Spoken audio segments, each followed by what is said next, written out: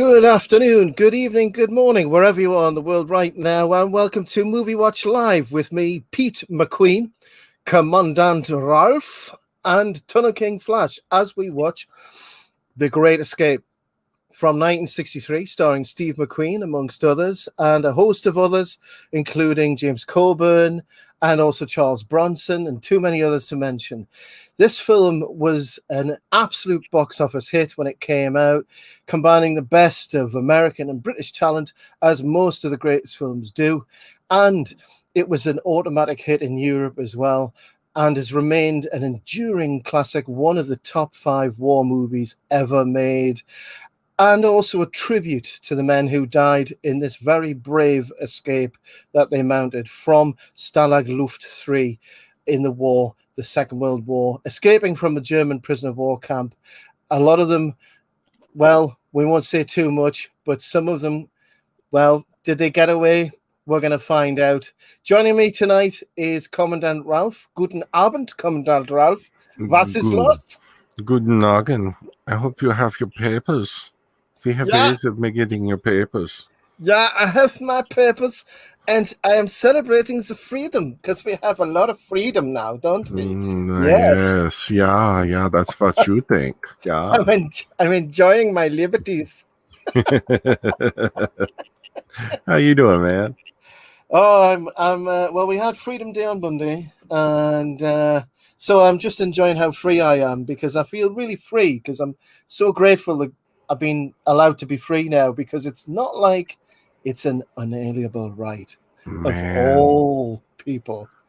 It's like that freedom at the end of the day when you come home and you tear those khaki pants off and you wander around in your boxers. Yes. Nothing feels freer. Indeed. It's like the first time you learn to drive. And yes, I was driving naked on that day. No, I wasn't. I was just kidding. Yeah, I'm glad I wasn't your driving instructor. Yes, indeed. And we also have Tunnel King Flash, who joins us today as, well, I suppose that's the dog who dug the tunnels. Is that right, Flash? Eggnoggin Hogan. Glockenspiel. Ist das Schnauzer? Pfaffennugen. It's a Schnauzer. Knockwurst. Schnitzengrubens? Oh, I've had my limit of Schnitzengruben, baby. So how are you, Flash? And are you enjoying your liberty and freedom? Yeah. I love it here in Folsom. Yes. Thanks for bringing that up. It's wonderful, isn't it? But what do you think of this movie? In fact, after if you've had to think about that, we'll ask Ralph as well for a quick comment before we go into the movie. What do you think? I mean, you've seen this movie umpteen times. Yeah. What jumps to mind straight away about this movie? Good gravy. So much. The cast right away. Yeah. And late nights, being allowed to stay up late and watch Hogan's Heroes with my grandmother. Oh, yeah. True. Yeah. I mean, there's a lot of influence going into this movie, and then a lot of influence coming out of it as well. A lot of careers were built on this movie, especially Steve McQueen. I mean, this is the movie that set him up, wasn't it? And yep. How did the people like James Garner, who skyrocketed after this as well? I heard that there was a TV actor named Rick Dalton that almost got it. So very close. That's a very enjoyable but very, very strange movie at the same time. Very much so, yeah. I did not expect that. So yeah, so it's an interesting movie, but this movie is a tribute to the men who died in the attempt, and we won't go into so much of what happened in the end because I don't want to spoil for people. But I suppose it's a tribute to the undaunted spirit of the human desire to be free, and the fact that we have an innate sense that we should be free. And when we are imprisoned, we try our best to get out of that prison.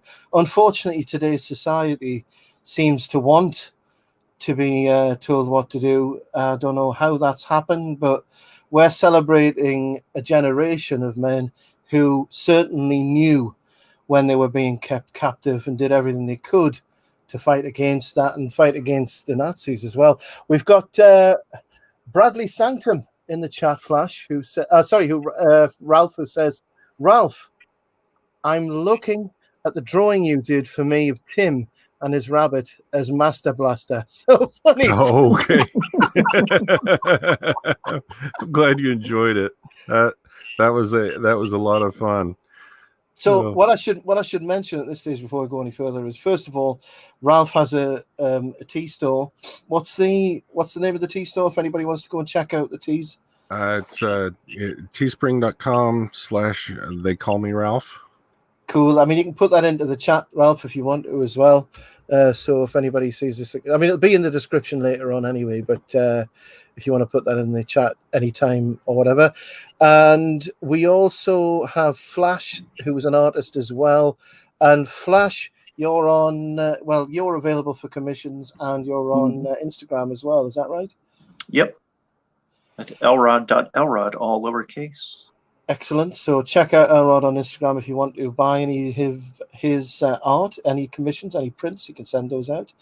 And I also can draw, but I'm too lazy to do anything. But without further ado, we'll get into the movie. So to explain to everybody who's here, like Bradley, and also anybody who's watching recorded later on, this is a commentary channel. We can't show the movie, although it's available everywhere to watch, really. And the reason we can't show the movie is obviously for copyright reasons, but what we'll do is we'll give you regular timestamps. We'll comment on the movie.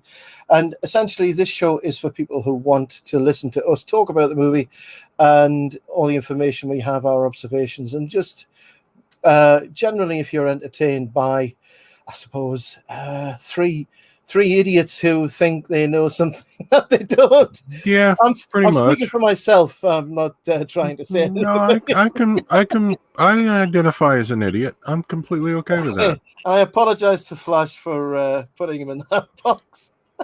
It's totally true. I think I've just lost both Ralph and Flash there. Anyway. I'll do the rest of the show now. But yeah, so the point of the show is really just to enjoy the movie together, and also if you want to say anything in the chat, you can. If you watch recorded, please leave a comment and like if you do like this, and smash that like button, hit the bell for instant notifications. Yeah, and send your social security number, send a blank check. Yeah, and for anybody who wants to be outraged, I'm sorry, there's no outrage in this channel. So that's it. We try. We try our best not to outrage people. So without further ado, we've got the movie ready. As usual, we'll just do a countdown of 3, 2, 1, go. And then we'll start the movie running. And throughout the length of the movie, we'll obviously give timestamps and give you descriptions of what's going on. So, gentlemen, have you got your film ready to go? Mm-hmm. Yep, and when we hit go, we are going to be starting right as the Metro Goldwyn Mayer lion comes up, right? Exactly. Okie dokie. And I suppose what I'll do is I'll say...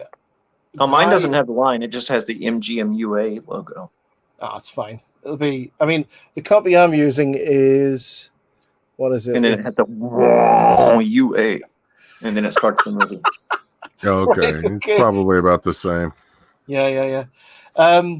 So we're going to start the movie now. I'll do a countdown, and then I'll say go. And when I say go, start the movie. I'm trying to remember what 3, 2, 1 is in German. Ein Schwein. Dein Schwein, Schlossen, Flausen. Yeah. I think I'll... Lederhosen. Blitzkrieg! Wunderbar. Yeah, I'll get it right, and then we'll say go. I'll just say Schnell instead of go, because that's the only one of the few German words I know. And then we'll press play and get it started. So I'm going to try that now. So 3, 2, 1, schnell. I know not. Oh! If you look very close in the background, you can see Bob McKenzie twisting the lion's tail.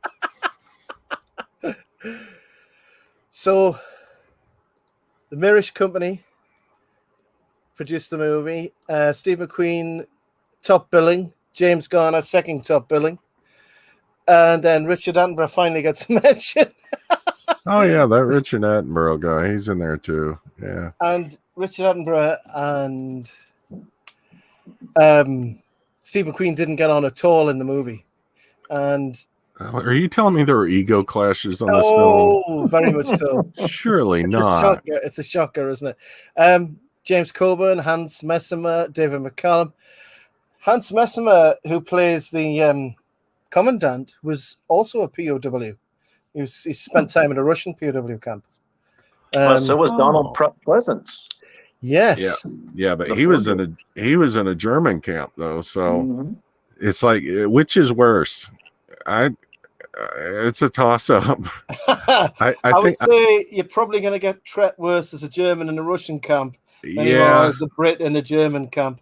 But there's really not much difference. I was going to say I'm leaning a little bit toward I would rather be in a German camp, but yeah, it's not good either way. It's really not, considering what happens at the end of this story. Giving too much away there. So this was filmed in Bavaria. The outside scenes, they had to replicate, and they did it very authentically. Because they had movie guides to help them, consultants who were actually, they had the real Tunnel King to help them get the details right, and so it was very authentically done. Soundtrack by Bernstein. And this is the movie that really set up Bernstein as well, wasn't it? Yeah, he was able to live for the rest of his life off the royalties of this alone. So there it's like, go. hey. Shows you how popular it was. So very quickly, this is a true story, although the characters are composites of real men. Time and place has been compressed. Every detail of the escape totally happened. The details of the escape, yes, not the characters necessarily. And this is something that often happens, isn't it? Where you have characters being compressed. They're an amalgam of several people. And that's just the paper and money, isn't it? Well, and you got to keep it interesting. I mean, because the reality is they're sitting in a camp for months. They're bored. There's a lot of staring at walls in reality, I'm sure. Yeah. So they gotta throw some stuff in to keep it interesting. But I give it to them for the technical details. And you brought it up. They had advisors on there that were really in the camp. And one of the Tunnel Kings. This is only 17 years after the war when they were filming, so it was still pretty fresh and raw. It was, and it's interesting because it was recent enough that most of the cast actually fought in the war and were actually POWs. And the characters they're playing might have been amalgams, but the actors themselves were POWs in the war. And just incredible to think that. And to kind of throw everybody in, they're bringing everybody's offloading onto the trucks. They're coming into this camp, which was Stalag Luft III. Yes. And I didn't realize earlier, but each branch of the German military held their own camps for their counterparts that were captured. So these are all airmen that were captured during the war. So this is the Luftwaffe running this camp, which is why it's named Stalag Luft III. And already Steve McQueen is testing everything about the camp, to be honest. And Steve McQueen's character is Hiltz, Virgil the Cooler King Hiltz. Another thing I like about this movie is it's a real boy's own story, the way they portray it. Everybody's got their job, everybody's got their character. It's a little bit like Ocean's 11 in that respect, but this is the original form of men having, because obviously they being in the military, they're already used to having specific roles, but they all have their roles. We have the scrounger, the forger, the manufacturer, reconnaissance, and it's so well done. Here is, can anybody name this actor? I cannot. It's David McCallum. David McCallum who went on to, The Man from U.N.C.L.E. He was also in a program that aired in Britain called Sapphire and Steel. And now I think he's still alive on NCIS.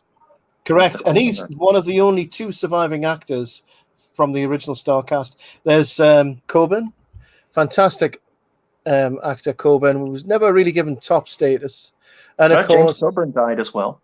Yep, and then this is the other surviving actor on the right. Huh.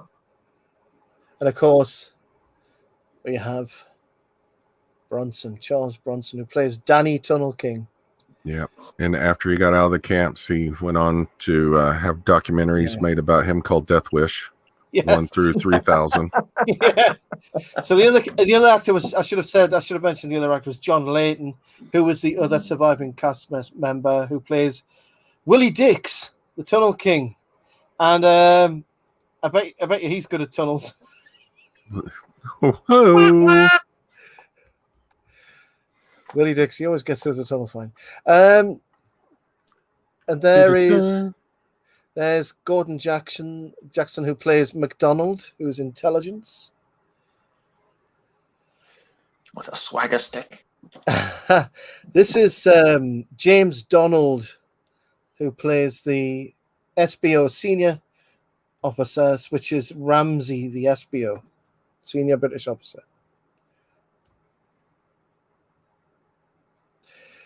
And I won't rattle off the German names because it's going to take all night.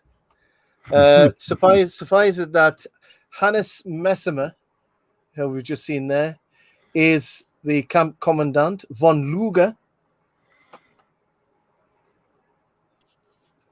who, like the British, doesn't like the SS or the Gestapo. Yeah, I have a feeling most people didn't like the Gestapo. Even, when the Gestapo showed up at your door, it was a bad night. Excuse me, sir. I'm asking if you have your papers. Yes, your papers. I said that under my breath. Yes, exactly. On the blueprint, it says you have an attic in your... Yeah. There been no escapes. Now this is feel bullshit. like when I enter your house, I hear a young girl writing diaries in your crawl space. I can hear the sound of scribbling and art being drawn in a little pad. How many unjabbed peoples in your attic? The quick bit there he said about it's an officer's duty to escape. That's never mentioned anywhere in the regulations for officers. That was written in. That's what I always told the high school principal when I got caught trying to skip school. Exactly. We're just doing our patriotic duty, man.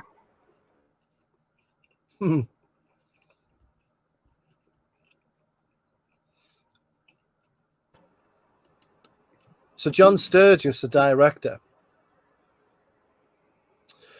a very strong pedigree of films and successful films. Bad Day at Black Rock, 1955. Gunfight at the OK Corral, 1957. As Flash mentioned earlier, The Magnificent Seven, 1960. But The Magnificent Seven was another one of those movies selected for preservation in the United States National Film Registry by the Library of Congress. I don't know why this one hasn't been selected. I think it's because it's mostly fantasy fun in as much as the involvement of the Americans, because I'm going to spoil it already. The Americans were moved before the escape. What? They didn't take part. You mean we didn't do everything? Even worse, the character that I think it's the character that McQueen is based on was a Canadian. No way. This Why isn't he called the Syrup King? This sounds like British propaganda to me. Mm-hmm. I did not buy it. Canadians did not even exist until 1962. That's well-known fact. Canada doesn't exist anyway. It's Now, like Antarctica. It's magic. James Garner. Does anybody know the interesting facts about James Garner in regard to this movie? He owns a shampoo fortune. Right. James Garner, the actor, obviously, Garner. was also did also serve in the Second World War. So his character is Bob Hendley, the Scrounger. Oh no, he was in Korea. Yes. Oh, So- yes, He you're was a correct. That's scrounger. right. He Yes, was in Korea. there we go. You beat me to the punch there, Flash. So yes, he was. So he was actually a Scrounger in real life when he was in the military. So, and it's incredible, the cast of this movie.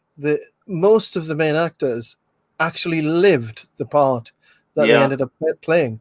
If anybody's wondering about James Garner's character, Bob Hendley, why is an American wearing an RAF officer's flight uniform? That was the Eagle Squadron. So during the 3 years where Nazi sympathizers in the American Senate were able to persuade the government not to get involved, before they finally got involved, Americans who wanted to defend Europe and defend Britain joined the RAF, and they were known as the Eagle Squadron. It's quite a cool name, I thought. Yeah, and that's a very good point, because similar thing happened. That's a very similar thing for the Flying Tigers in China, fighting, exactly. trying to fight the Japanese Empire. And of course, even though the real life character that Bronson's character is based on wasn't Polish, the representation of his character as a Pole is a reference to the fact that the RAF, owes a lot of its success to the Polish who volunteered to be pilots in the Second World War. And if it wasn't for the Polish pilots, I don't know whether the Battle of Britain would have been so easily won. So again, more people who found themselves fleeing to Britain to join the fight against the Nazis. So here's Bronson straight away trying to escape with the Russian prisoners of war, and he says later on he says it's the only Russian I know. I love you. Something Luby or Lulu or something. But the reality is that Bronson actually spoke Russian fluently as one of his first languages. Oh yeah, because he's Lithuanian, right? Exactly. That's why he has that strange cadence, because it's his English is taught to him by Lithuanian immigrants. Yeah, that's it. Yeah, it's just interesting. They've chosen to have everybody all at once trying different things. Mm-hmm. So you got one guy in the truck, you got Bronson trying to sneak out with a group of workers, and then you got Steve McQueen here, who's going to check out for a blind spot in between the guard towers. Yep. Yeah, and it's very much like an ensemble. I think it's like it's the original ensemble cast movie, isn't it? And not just in the cast, but they've all got their own individual characters and plans, and they're all trying their own individual plans. And the point behind that is it's when they all come together that they become more successful. Exactly. They really had pulled everybody into this one camp because it was filled with people who made it a habit to try and get free. So yeah, it was a sin bin, wasn't it, really? Yeah, their idea was, well, we'll just stick them all in the same place. What could go wrong? As your English and Americans say, it was a bag of the rotten apples. Exactly. And a barrel of potatoes and something. It was not our best idea. I believe the Americans say, and then things did get worse. And you've got Coburn joining in there as well. And Coburn plays an Australian. I was going to say, does he drag his accent along with him? It's the worst Australian accent I've ever heard. I think he says mate like once, right? Yeah. Completely American. This is a real rare bit of trivia, but he refers to one of the characters who's a redhead as Bluey, and that's actually slang from Australia and England. It's just ironic. Well, the actual writer of the book was an Australian airman. That's why the joke was used, but nobody gets it outside. Yeah. How much bloody good is that, mate? I can't use that. Yeah. I love you. Blue. Yeah, it's like the writer actually did not escape because he I think he got there after. He was transferred after the first attempt, and he was one of the 270 who didn't make it on the second attempt. He was transferred. Yeah, he was transferred before the attempt was made. So he tunneled. He made the tunnel, and then he was transferred out. Lieutenant Wielinski. I think that the fact that the details are so authentic and the performances are so good, you just have to enjoy it as a piece of acting. Well, Donald Pleasence, who was an actual prisoner, said when he walked on the set, it was exactly like the prison he was in.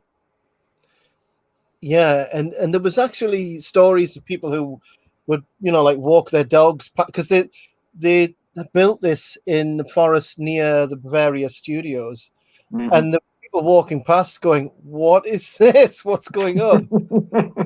And they had to explain, "No, sorry, don't worry, the Nazis haven't taken over again." But it's just so impressive, because you would never see that again, I don't think, where a movie actually builds an entire complex like that. No. Exactly. No, I do actually have one little bit of trivia here. All the barbed wire, the way that they made that was they took just regular wire and gave everybody 5-inch strips of rubber. And so when they had downtime, they just twisted them into knots. Yep. So, it was literally made by the cast and crew. Exactly. Anytime you had downtime, you're making barbed wire. Can you imagine a modern film crew doing multitasking like that? I don't think so. No, the unions would have gone insane. Yeah. Yeah. They're like, we have a fake barbed wire union, and you are not allowed to do this. So you telling me that later on, when a certain actor gets tangled in barbed wire, it's not real barbed wire? Yeah, it's hard to believe, but it's magic of there's a reason why his skin CGI isn't falling off in that scene. Now this is where McQueen tests the blind spot, and this ends up where the first time he's sent to the cooler. Send him to the cooler. Up to the cooler. Why are you doing this? You must follow the rules. You've got a guy on the left who's American and a guy on the right who's German. And in that shot, you've got the extremities of not following rules to following rules. Now, was he an actual German in real life or no? I'm not sure. McQueen wasn't a very tall guy, was he? No, he was one of the first short actors. Yeah. Yeah. And he has this scene coming up, Ralph, which they very carefully, very cleverly photoshopped, didn't they, for Once Upon a Time in Hollywood?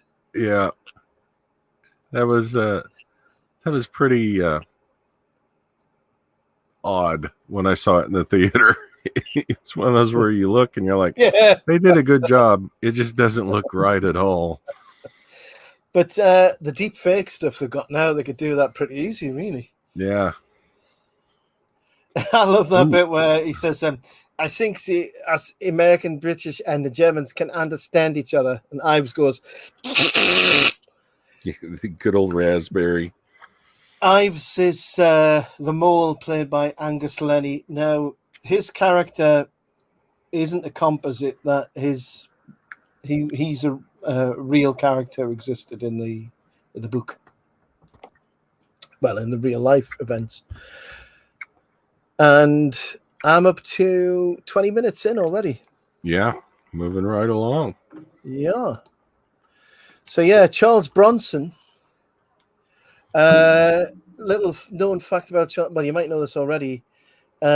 Plays Flight Lieutenant Danny Walensky, Tunnel King, Polish refugee, who went to England to fight against the Nazis, who suffers from claustrophobia and is fearful of tunnel collapses.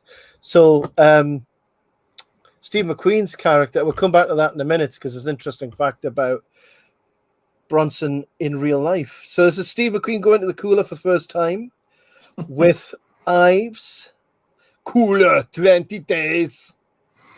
And one of the most probably popular clips in movie history is just him throwing a baseball at the wall. Yeah. I didn't find any trivia on that. I don't know whether he thought of that because he wasn't really an ad-libber, because there is a moment later on in the movie where one of the other actors ad-libs "no taxation without representation," and McQueen's like, "What?"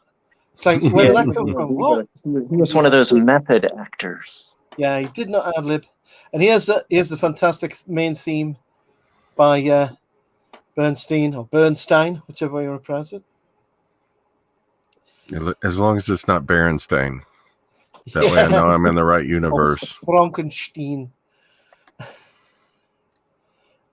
And there's the 11'2" German soldier who's 14 years old and 11'2". Yeah. Handing his keys back was a nice touch. I'm way ahead of you then. Hold on. We're at 22.7, 22.8. Yeah, my player doesn't have a counter on it. So. Oh, man.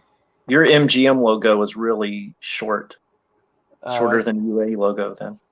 Well, we can both pause if you want. Where are you? What's going on now? He just started throwing the ball. Hit the baseball now. Oh, okay, I'm good then. Okay. So this is where he gets his idea for an escape plan with Ives. Ives talking to him about Scotland. 5'5". Yeah, you'll have to translate from Scottish to English for us.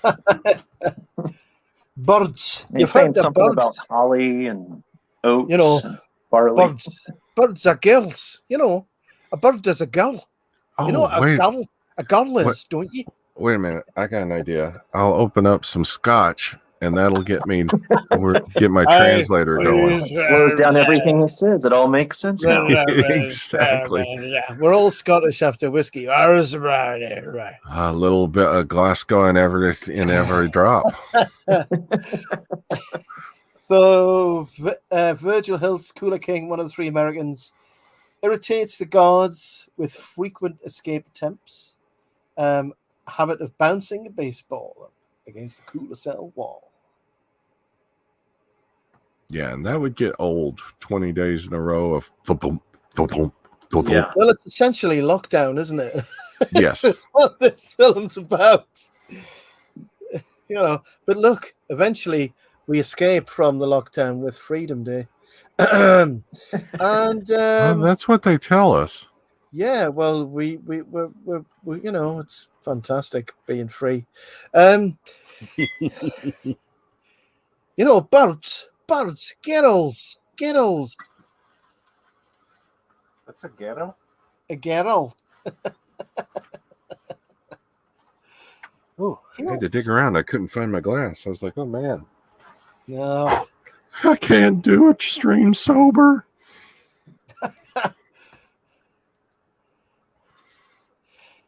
And I think so the gravel that they put down there is another way that they're going to stop them tunneling, because it's just another method of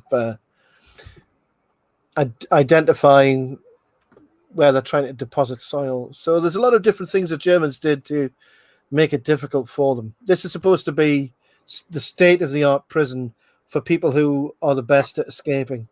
Oh, yeah. Well, and, when we get into the tunnel, I think they'll address this. I don't recall off the top of my head, but the Germans had microphones buried in the ground at depths of like 10 feet. Yeah. So they had to go 30 feet down with their tunnel, which is just madness. And the tunnel, the main tunnel, actually went underneath this administration building. Yeah, and the thing is it was so far down, and they've unearthed the tunnels. At least one of them, I can't remember.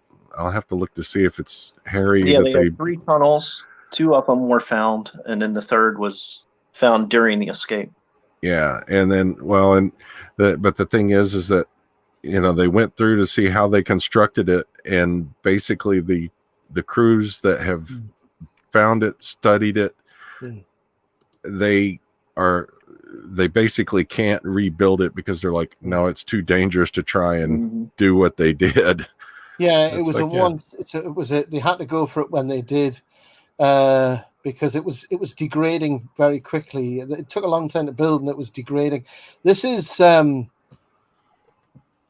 Bartlett, or Big X, played by Richard Attenborough, who people may know as the grandfather from Jurassic Park. Yes, and he spared no expense. Yeah, and he's been brought there by 3 Gestapo officers who. There's the call. Gestapo. And this guy wearing the trench coat is the inspiration for the guy who did the Gestapo in Indiana Jones. Mm-hmm. But I won't read off the names of the German actors here because they are literally like Schnitzengruben, Striebenpappen, Weinenhammer, Steigenrieden. I cannot do it. I joined the Gestapo so I could have this full-length leather coat. It's very nice. I like the feel of it. They have the snazzy uniforms. Oh, yeah. Hugo Boss did good work. Yeah, there was the Commandant sure had a lot of zip and zeal in that Heil, didn't he? Yeah, he did. It was Hi. like, yeah. Well, I always like the lazy ones in movies. Like, say hi. I am the German officer who hates the Nazis, but I am fighting because I'm a loyal Prussian soldier. Look, mate, you let me go, I'll build an island. And I'll put dinosaurs there. You can bring your kids for free. Yes, and the clone of Hitler can ride the T-Rex. Ride dinosaurs into war. And I'll even put a laser on his head, on the dinosaur head. Oh, man. Oh, geez. Gestapo Park. Interesting fact about McCallum on the right there. He could have played one of the Germans, couldn't he, really? He absolutely well, he did could. play a Russian in Man from U.N.C.L.E., right? Yeah. So the black uniform is... Yes. It's the Fleet Air Arm.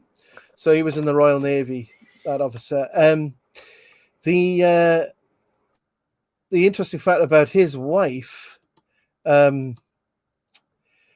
Bronson, when he met his wife on the set, immediately fell in love with her and joked that he was going to take his wife off him. And 4 years later, he actually did. Oh, I'm sure that didn't cause any tension. Yeah, Bronson married his wife. So this is the chat between Big X, Bartlett, and Ramsey, the SBA. And Bartlett is going to restart the X organization, which is the X for Escape.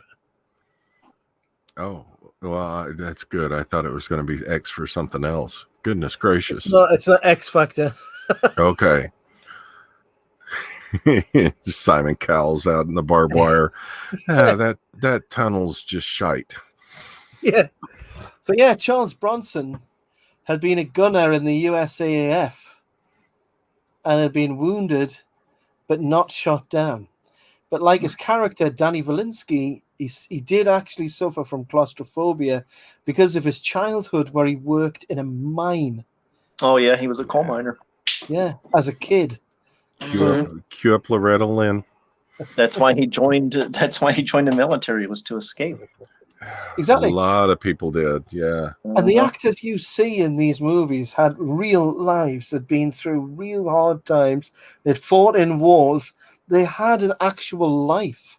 And compare that to the actors of today, who have lived, a lot of them have lived a life of luxury, and they're absolute zombies. They have no personality. I'm not saying that we should go to war just so we can get some decent actors out of it.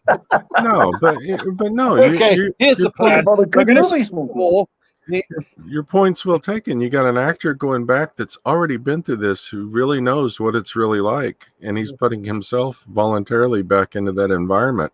Yeah. You know, and you're getting a tiny taste of what they went through. Well, this is it. What you were going to say? I mean, Flash has mentioned how Donald Pleasence was a POW. You had something about that, well, didn't you? Oh, well, I had something about that because I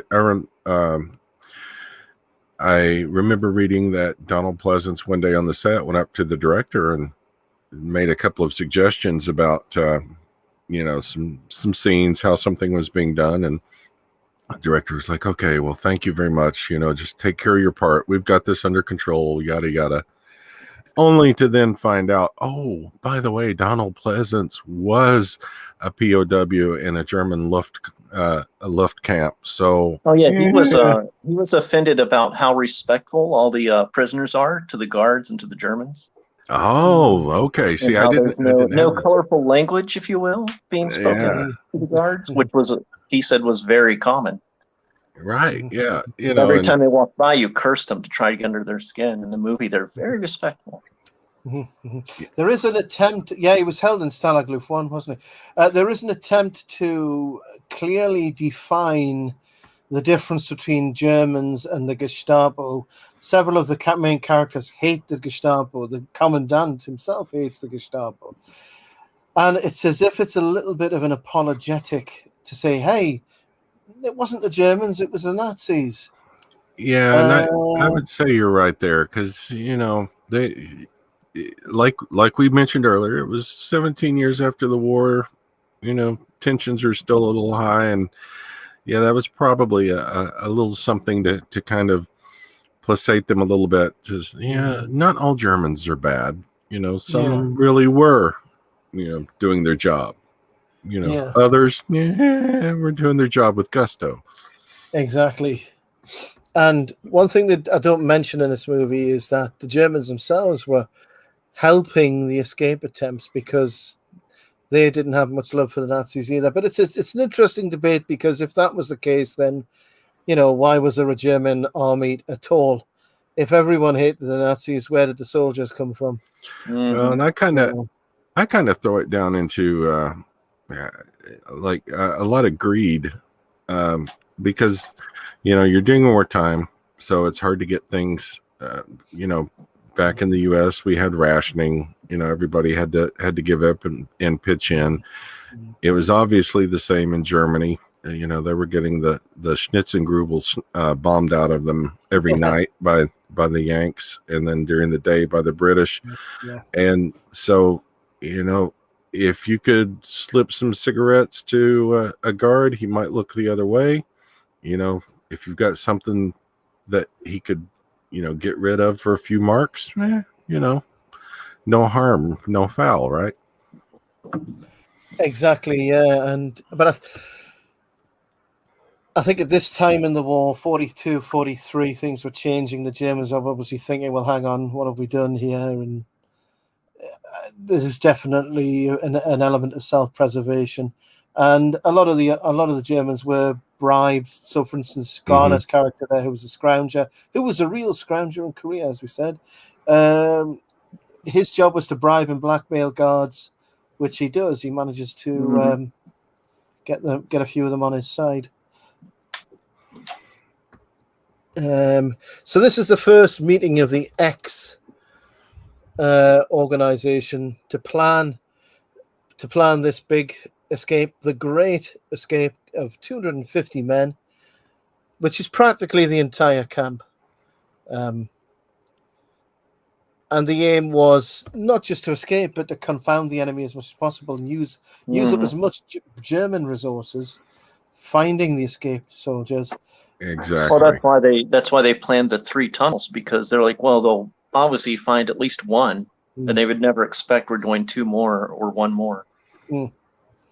Well, and that's a great point, because while you've got 1,000 Germans out chasing down 250 people or 2,000, however many they wind up with, you've got that's 1,000, 2,000 troops that can't be actively participating in the war effort. So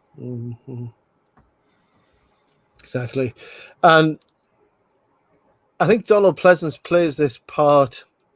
I mean, he was very much a method actor, and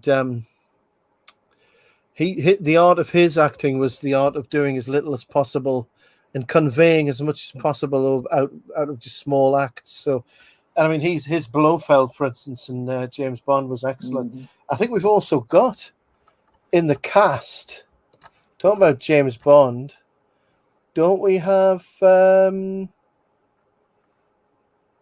is a James Bond in this. Really? Where are we? No, not John Layton. Wasn't it? I might be wrong. Her Majesty's Secret Service.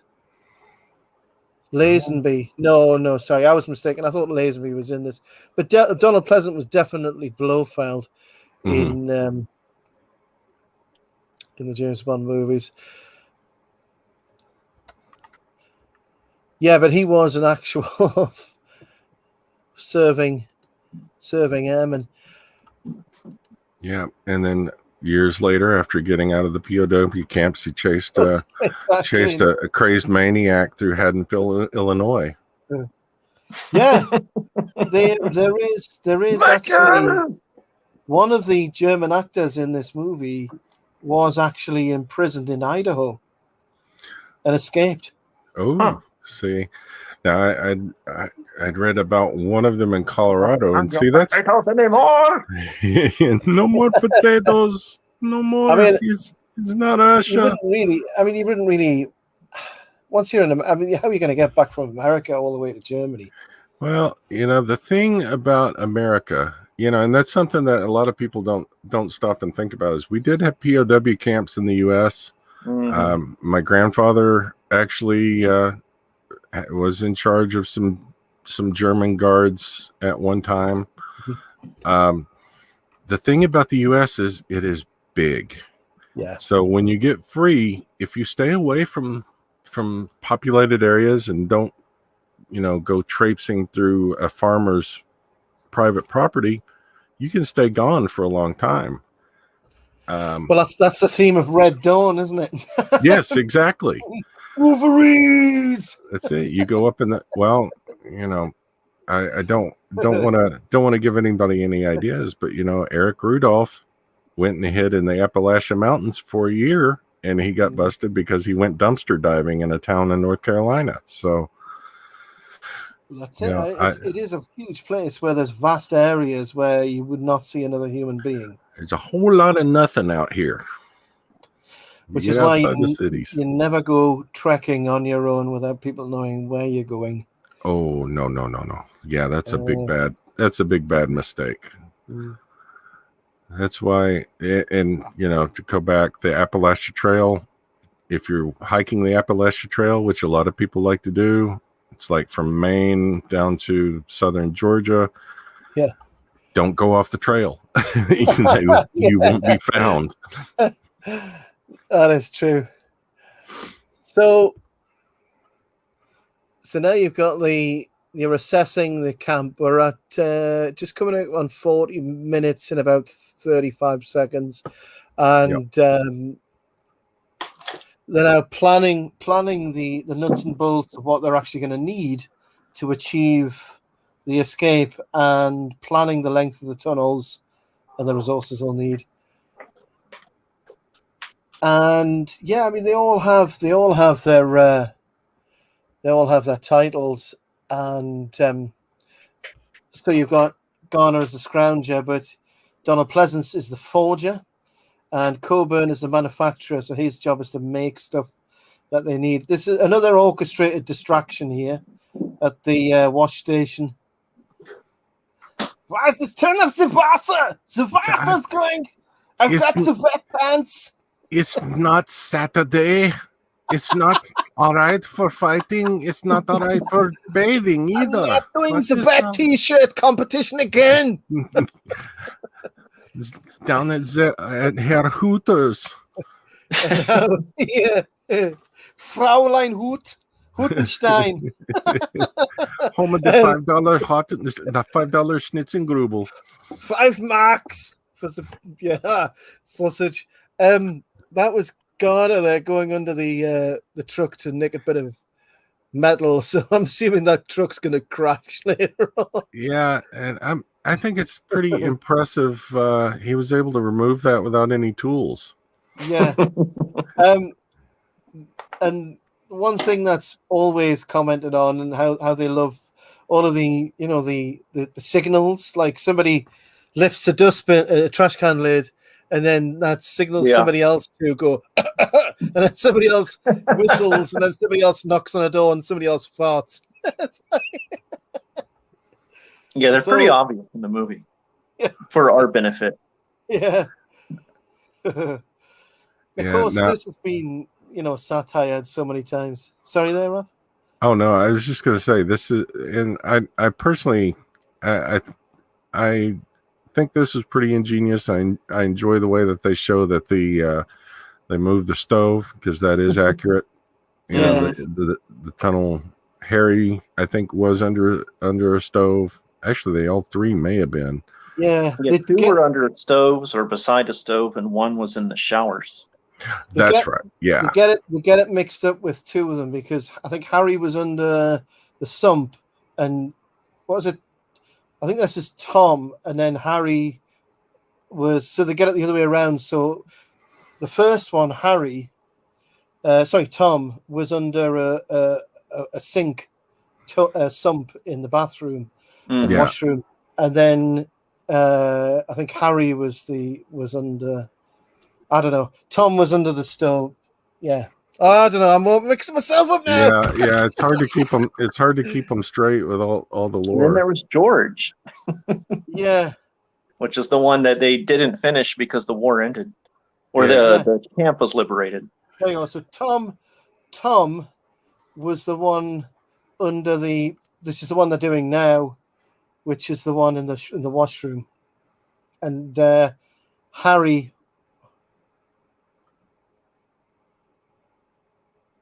Right, so we got a very muscular Bronson there.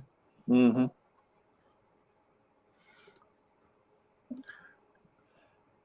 That's and like you had brought up, the Germans had put in a lot of things to make it difficult for them to tunnel out. And here you're getting a tiny taste of it.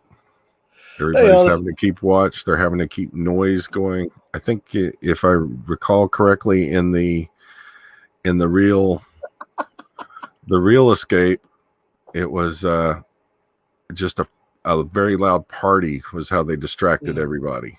Now this is ingenious, the way that they fill the tank and everything to make it look like, there's no way they've started making a tunnel.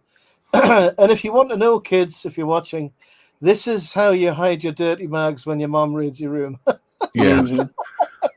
Not that kids that's what this movie really taught people. Yeah. So I'll get it right eventually. So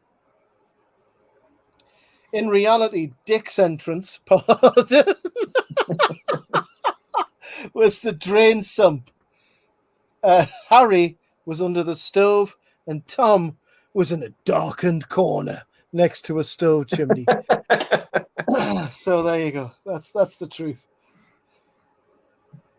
So the best line here is, "What you doing? I'm a lifeguard. I'm watching him." Yeah. You couldn't do that now. In a dead-on Australian accent, I have to add. Oh yeah, that was perfect. Brilliant. I mean, I could almost imagine he's from Sydney. I'm a lifeguard, mate. I'm an Australian, mate. And does that say 14 days. They're letting them out early, aren't they? I think Steve McQueen just can't count. Yeah. Mm-hmm. Yeah, he's having trouble there. He lost 6 toes in an accident. That's why he's so confused. It's like, how do you do this? You can sort of see the negative chemistry between McQueen and also. Yeah, but it works because Attenborough they're kind of supposed to be opposites, right? Yeah, they wouldn't have really got on in real life anyway. So McQueen was what, 5'8"? So Attenborough must be like Hobbit size. Attenborough was like a Gimli sort of size. Yeah. Yeah, when Charles Bronson is the guy that's towering over everybody, you know something's wrong. But the actor who plays Ives is even smaller than Attenborough, though. He's a hobbit. Yeah, he's 5'4", right? I mean, he says it in the movie because he was a jockey. Yeah, Angus Lenny. Angus Lenny. I am a jockey.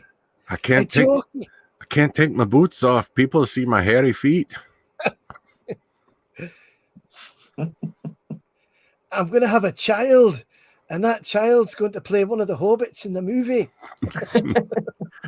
I like McQueen's reaction here. It's like, hey, we want you to bust out, do a reconnaissance around the place and come back and tell us what's around. Mm-hmm. What? No, I don't think so. At this stage of the game, it's like McQueen still wants to get out, and we're coming up to 47 minutes, so we're about a third of the way through the movie, roughly, almost, and we've already set the scene. So even though it's a long movie, the pacing's quite good, and moving along well. Yeah.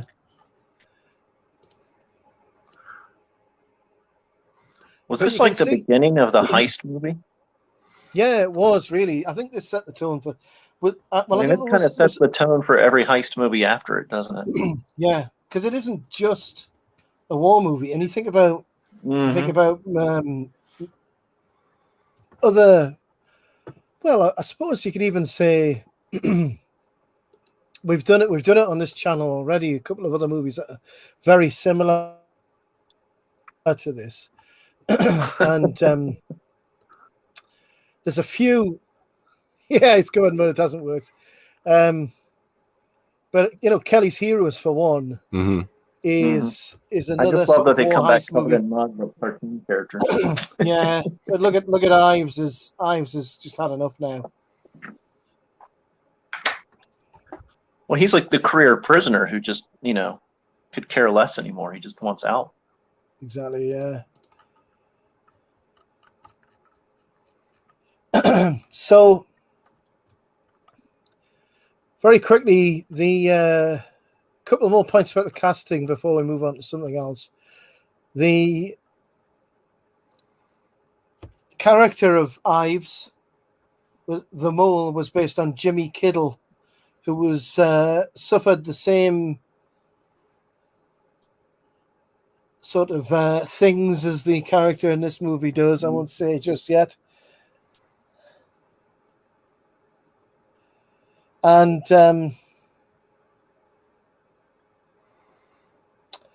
even the guy who plays the SBO, James Donald, was. You've got to understand that all of these actors were born in a time where they would have been in the war, most likely. Apart from McQueen, obviously, he was too young for that. Yeah. Now I wanted to bring up, this is an interesting point here, because what they found was, as they dug down, the top of the soil was sandy. They get down 30 feet deep, which is how far they've got to go to get under the microphones and go out. Yeah. And the dirt is dark and rich. And now they've run into a problem of, okay, well, how do we get rid of the dirt? Because they're going to see it against the sandy soil. So what's the solution? We're going to see the solution here, Ralph. Is that right? Yep. You'll see the solution, because they're explaining here how how you get rid of the dirt as you're marching around. But then, they'll show, basically how they account for the different styles of dirt. And I love this scene coming up when they when they come out into the yard, get rid of the soil. The raking of dirt. Yes. Yeah. Just got a present for you here, sir. Thank you. Put it on the flower bed there, will you? And there you go. And they start digging up flower beds, garden things. And the entire base have suddenly become gardeners. Exactly. In the original first attempted escape, they were doing gymnastics. And they built a pommel horse, which was a Trojan horse that they kept all of their tools in and the dirt in. Yes. I love the way this is. It's just this scene where all the dirt's coming out. Oh, there, sir. How you doing? Yeah, that's fine. Bloody. Can't keep my bloody shoes shined for anything around this place. And they're even dropping it. Prisoners have dirty legs. They're even dropping it when they're marching as well.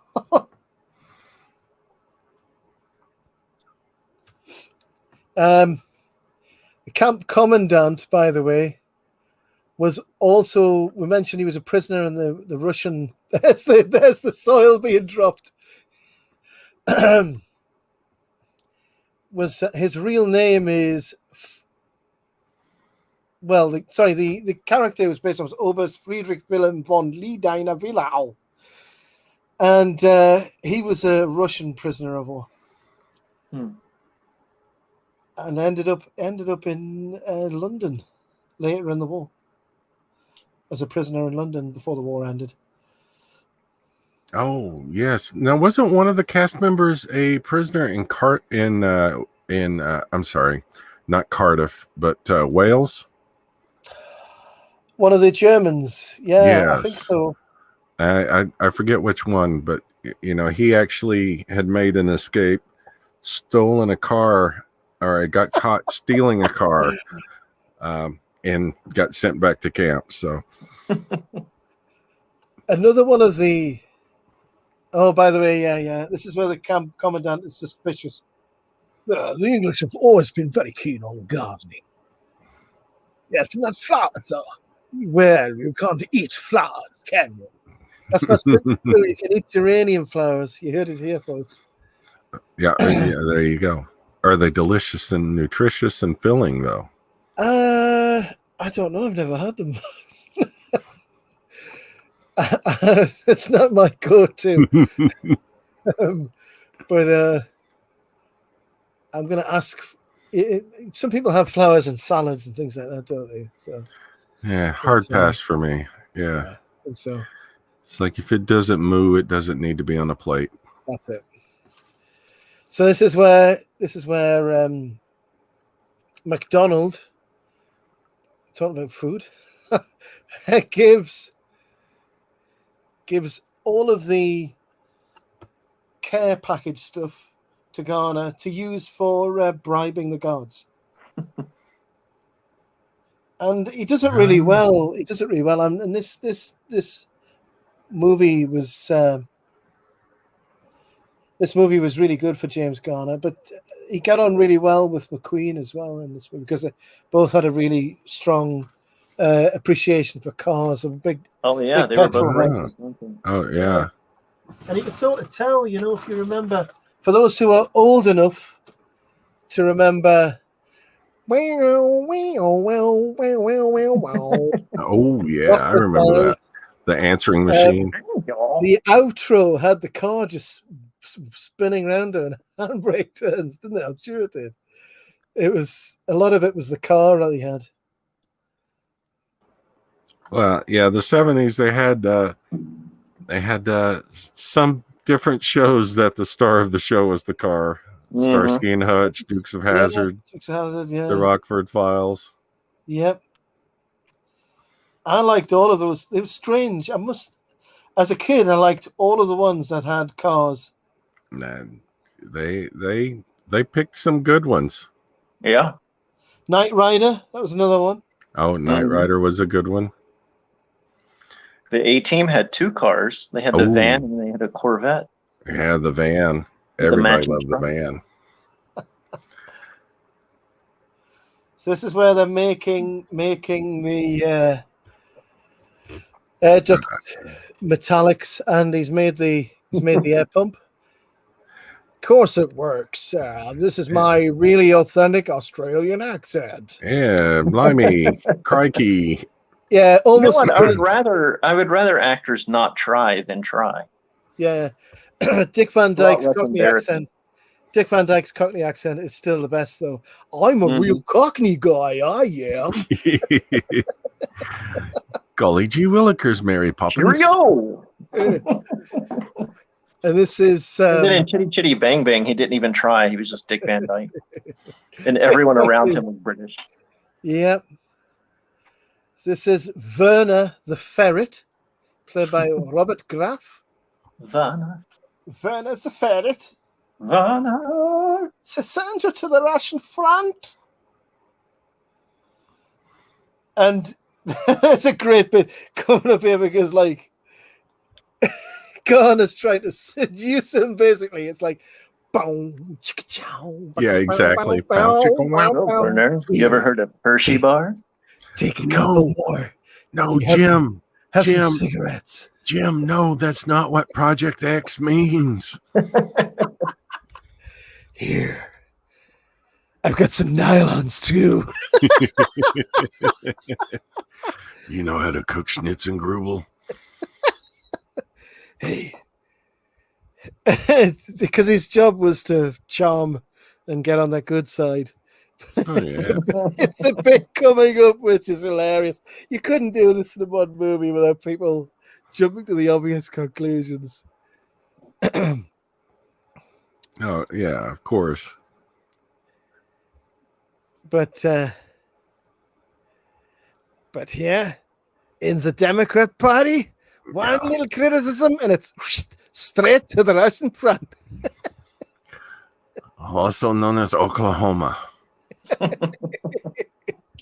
Welcome to Nebraska. No one escapes. No one escapes. You do bad here, we send you Kansas. No one wants to go Kansas. It's the way he says, hey, I'm going to make some coffee. I was just going to make some coffee. Do you want to come to my room and have some coffee? I'm going to make some American coffee. And he opens the door. It starts there. Boom, chicka, boom, wow, wow, wow, wow, boom. Werner walks in. It's nothing but shag carpeting and 8-track. It's going to open his cabinet of delights. All right, you're going to be playing the part of the Gimp. And he puts it all right in front of his face. It's like, hey. Oh, I've got coffee around here somewhere. I'm going to look after you, woman. You know, you're talking about the care packages. This is a good place to bring it up. Yeah. You know, when they were one of the things that was agreed upon could be sent to prisoners of war were things like board games, cards, things to pass the time. And they Garner's used to about use... to meet to him, by the way. Oh, I'll wait till after that. I don't want the chocolate. Take the chocolate. Take the chocolate. Two things, Garner. No, you can just me. look. Just wear the nylons out. No one will even know. Sorry, Rob. Oh no, that's all right. I can feel Jim's disappointment. I'm waiting for Werner to come kicking back in. Okay, I'll take the chocolate. Give me the nylons. Give me the chocolate. I'll tell you what. I take the magazine, but I roll it in this newspaper.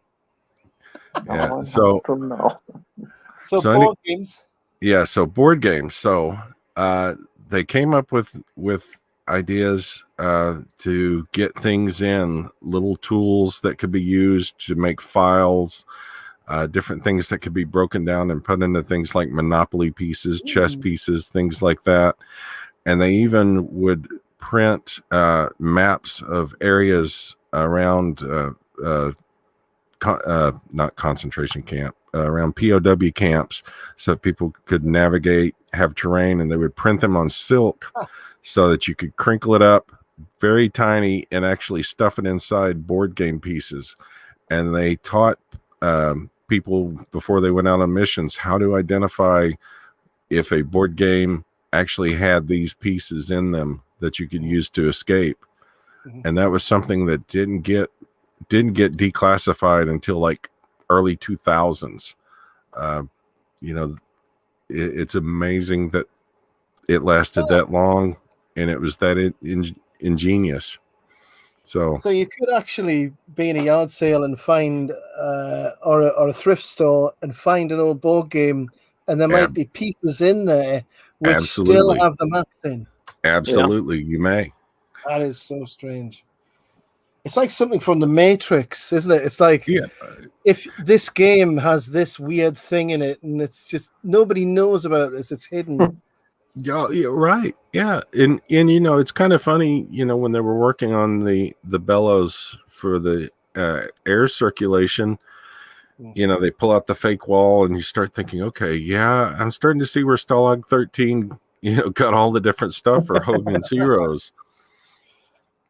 But these are things these guys really did. It's pretty amazing.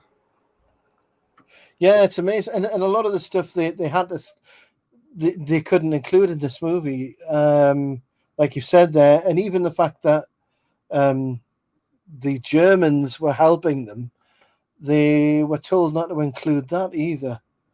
I don't know why. I think there was a similar reason where it was all part of the way that the techniques they would use on the prison guards. Yeah. And they didn't want any of this information coming out.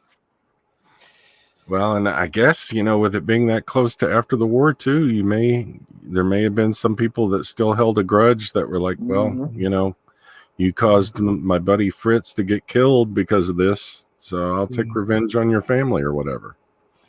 Yeah, the real life Tunnel King, by the way, it was Wally Floody. It's an interesting name. Who was the real life Tunnel King? Who was the consultant on the movie?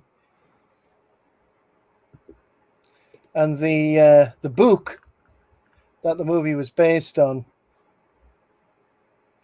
was written by Paul Brickhill. I like this scene here. It's like, and I've got these lovely waistcoats here, and hello and welcome to the fashion hour. And I think this jacket turned out really nicely. And if you're interested, we've got some lovely cloth. Yeah, but it's pretty amazing what they were able to scrounge together. But so you're not running around in a British RAF uniform. Yeah, but to me, that scene, there's another dimension in that scene. It's a bit like you're watching an actor talking to a costumier. Yeah. It's like there's something in there where the way Attenborough reacts, it's like he's talking to the set dresser or the costumer. Yeah. And we're going to have these lovely costumes. You're going to look fabulous. Lots of sequins. You'll dazzle in the floodlights. What was that? That was what was that movie where? Oh man, my mind's gone blank. It's very, very recent by Tiki Waititi. Rabbit. Jojo Rabbit. Jojo Rabbit. Yeah. And who's the guy?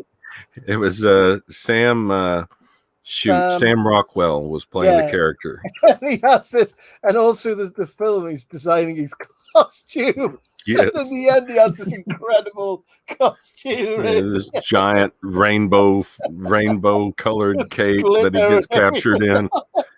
Spoiler alert: he goes to the firing squad with it on. Yeah, that was a different movie. I enjoyed it. Went in expecting full on dark comedy, and it was like there's a lot of funny stuff, and then there was some stuff in the middle where I was like, "Holy cow! Wait a minute!" But I mean, I can see parts of this movie in that movie, that other movie was a satire, but you can see how this movie, The Great Escape, has influenced so many other war movies. It's one of the top 5, really. When people, after this, if you made a war movie about, about the Germans or about the prisoner of war camps, this would be on the reference list. Yeah, definitely. And it's kind of like the switch where war movies became more lighthearted too. That's interesting, yeah, because I mean, some of the actors they got very, like, the ones right after the war were very dark. Yeah, well, you've got Ice Cold and It's a Wonderful Life as a prime example of how dark movies were getting. But then the ones that actually dealt with the war were like, there was one, I can't remember the name of it, but the one of the stars was an actual amputee, like a double amputee that was a soldier. And he was basically playing himself in the movie. And I was like, that's how dark they got, you've got a guy with hooks for arms. Yeah. I mean, you would never do that now. There was the gung-ho stuff with Audie Murphy, though, as well, wasn't there? So but even that has like a melancholy to it, even though it's basically a recruiting film. Well, the 60s, like we were saying earlier, it was that time zone, like 15 to 20 years after the war, where it was safe to like make fun of it, I think. Yeah, the West was sort of reflecting on it one last time in a big way, because there was a new generation of people, and it was the dads telling the story of when they were young. And so you had all those movies, Battle of Britain, Great Escape, tons of movies in the 60s like this, which were ensemble casts of stars.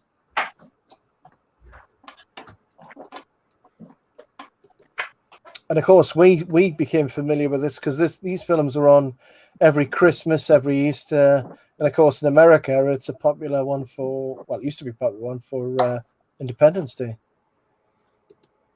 Oh, well, this was one of those ones, if Beastmaster wasn't on, it was this on TBS. Yeah, there you go. Yeah. It's like at 2 p.m., or I'm sorry, 2:05 Eastern, The Great Escape. Yeah. And at 7:05, The Beastmaster. Followed by The Beastmaster 2, Through the Portal of Time. And then The Great Escape. And then the NBA on TBS. The joke with us was every Christmas, you knew you were going to get Ben-Hur, you were going to get Sound of Music, and The Way the West Was Won, and all that's how you knew the death of TV was the annual airings of things stopped. Oh yeah. Here I knew the death of TV happened when spring came and went, and there was no Wizard of Oz. Oh yeah. Because every spring was a Wizard of Oz, and then every Easter was 10 Commandments. Yeah, Garner's doing a Biden here, by the way. He's promising something back to somebody that he's already taken off them, and making them thankful for it as well, and getting them to do something in order to get back what's been stolen from them. Well, yeah. Yeah, the death for television for me was when it's The Great Pumpkin, Charlie Brown, and the Charlie Brown Christmas went off the air. Yeah. No more holiday specials. Yeah. Because there's just not enough people watching. And all that stuff is like on YouTube or wherever they can find it. I think for us, the holiday special stuff ended about at least 15 to 20 years ago. It did here, but finally, a few years ago, they finally stopped airing them. Like, no one had been watching because people are like, well, I just have it at home now. Why would I watch it? But and the golden years of TV specials was in Britain was the 70s. The variety. The variety. You had the comedians like Morecambe and Wise. You had a Morecambe and Wise special, a Two Ronnies special. And of course, the greatest of them all, the Star Wars holiday special. Oh, yes, of course. Killed the 70s. Well, of course, yeah. The first rule of Star Wars holiday special is we don't talk about Star Wars holiday specials. George Lucas is still out. Except they made it canon with The Mandalorian. Yeah, but George Lucas is still looking for the last DVD copies of that to break. Yeah. So we're at 1 hour 10 minutes, and we just had a cave in there. As you were saying earlier, it was a crazy thing to attempt 30 feet down, and could you just? I don't know if anyone here has been spelunking, but you get to those parts where you're crawling on your belly like that, and that's when you start to think. That's when you start to think about how big the mountain is on top of you. No, I can't. So you just focus on where you're at, and you focus on where you're going. Because if you stop and realize that your head is touching like the roof of that's actually the bottom of a mountain, you're like, yeah, I might go crazy. But this is like you're going through that. Plus, at any second it's just going to cave in because there's nothing holding it up except your high hopes. Yep, and now they have to figure out how to get lumber to shore up the tunnel. And if that scene there with with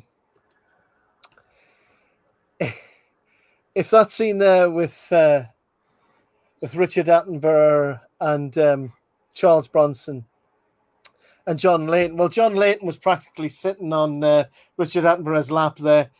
It was like John Layton's still alive too. It was like Richard Attenborough was like a big snog. So John Layton is alive. Is he the other living cast member? So there's only two, right? The two left are John Layton and McCallum. And McCallum, and that's it. McCallum's 84. 84. And I don't know if NCIS is still on, but that's how most people would know him now. It's the coroner. Yeah, exactly. And and John Layton was born in February 36. So that makes him 85, doesn't it? Yeah, 85, 86, yeah. He was in an interview recently where he was talking about the fact that the set was full of bikes and they went everywhere on the bikes.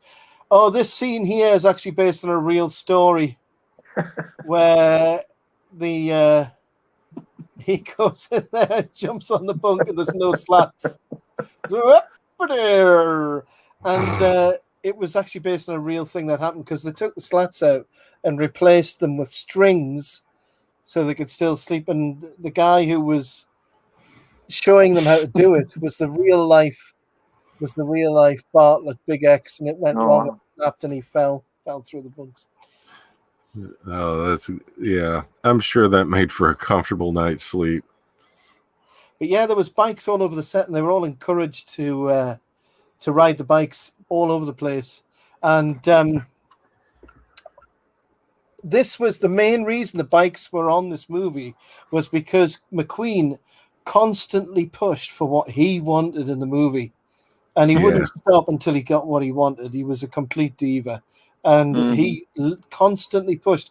There was no bikes in the real event at all. Oh, the motorbikes, I mean. Yeah, it wasn't involved in the escape. But McQueen used this movie as a vehicle, pardon the pun, to launch his career into stardom. And it worked. And he became, and it's the enduring, like Ralph was saying before the show, it's the enduring image. And when we get to that scene, there's another cool thing about the bikes and Steve McQueen. Yeah. Well, and something I'd like to point out, you see Bronson running through here on the little trolley truck, and they legitimately had those and used those. Yeah. And when they unearthed the tunnels, they were able to go back through and actually find them, figure out how they built them out of the scrap and things. So they really were using those to, as they started running people out after they had built the tunnel, they would put them on there, shuttle them down to the end and off into the woods. Well, there is actually a reconstructed, because the original camp is ruins now, but there is a reconstructed camp, isn't there, nearby where you can visit and actually go down into the tunnels that they've rebuilt sections of the tunnels. Well, not in the original location, but reconstruction. So you can on go the down. Surface, they have little tracks of where the tunnels were too. That shows you. In the original camp, they do have that. They've got markers where the tunnel started, how it ran, and where they came out. But yeah, the camp was disassembled after the war. And now they have managed to get their hands on some potatoes. This scene's really hilarious. When I was watching this, I watched this earlier today just to familiarize myself with it. And it's just the way the music as well. It's like Warner Brothers cartoons, isn't it? Here we go. Oh, it's a hooch still. Moonshine. And the I don't know about potatoes, but I know with corn, there's always the possibility you may blow yourself up. So, my uncle proudly almost blew up my grandmother's house trying to make a moonshine still in her basement. What? That's how he was caught skipping school. Was him and his friend. The basement or cellar exploded, and they're like, "What was that?" And they go down. There's these two kids covered in char, and they're like, "Oh, yeah, we fell down the steps or something." Here it is. Wow. Go on, Ralph. Wow. Now it's Flash's turn. Wow. So these are You the just three. made high octane. It's ethanol. And so there we go. There's the 4th of July. I just alcohol, love that the height of human ingenuity, left to its own devices, is finding ways to make alcohol. Oh, absolutely. Whatever's available wherever you live. And I suppose there's shades of lockdown here, isn't it? Because when people were locked down, they found ways to amuse themselves. Yeah, usually blowing things up. And this is there you go. And they're gonna do the drummer, the piper boy. Oh, who are these three characters? Then tell me. It's a symbol from the revolution. Yeah. And they've got the special flag as well. And during World War II, it was used as propaganda, for recruitment. That's it. It may have started in World War I using that image. I'm not sure. Yeah. And the British are awfully understanding about this. I guess maybe the potato moonshine kind of softened them up a bit. Contrary to popular belief, most British people like Americans. Okay. Because everywhere I read it, we're hated left and right and everywhere. It's funny how the media says everyone hates America, but then every other country flies American flags like you run out of style. See, yes. 1776 was an awful long time ago. Yeah. Well, we are smart enough to bring booze with us. Yeah. And we're fine with it. We're fine with it. And everybody knows if you have an American, they will make alcohol. One way or the other. So, you guys got apples? Yeah, I can make some hard apple cider out of that. We call it moonshine. Yeah. I'm just thinking we could have done this movie for July the 4th as well. Oh, yeah, we could have. Yeah. He's got his piece out there. Yeah, Luger's got his Luger. Jeanette likes his naked liberty. This is a naked show of liberty. Would the Air Corps have been making hooch? Oh, I'm sure. Airplane fuel? Yeah. Because I know the Navy used to use diesel to make moonshine. I would not be surprised. And that's a lot of Navy people had terrible poisoning. Yeah. I'd say that's diesel. Major cause of blindness there too. And a lot of them came out drunks from the war too because of that. Well, POW camp and Navy ship in the middle of the Pacific, very similar. Not much to do there either. You're off duty, you're in your rack. Yeah, exactly. Off duty, you're in your rack, staring at the rack above you. Yeah. The James Donald, the actor there who plays the senior British officer, is based upon Herbert Massey, who was a veteran of World War I and World War II. Sorry, well, he was a veteran of World War I and volunteered for World War II. Now, Massey walked with a limp because in the movie, Ramsey, the character, changed the name, walks with a cane. Oh, this is a bit where they ad lib and watch McQueen go, what?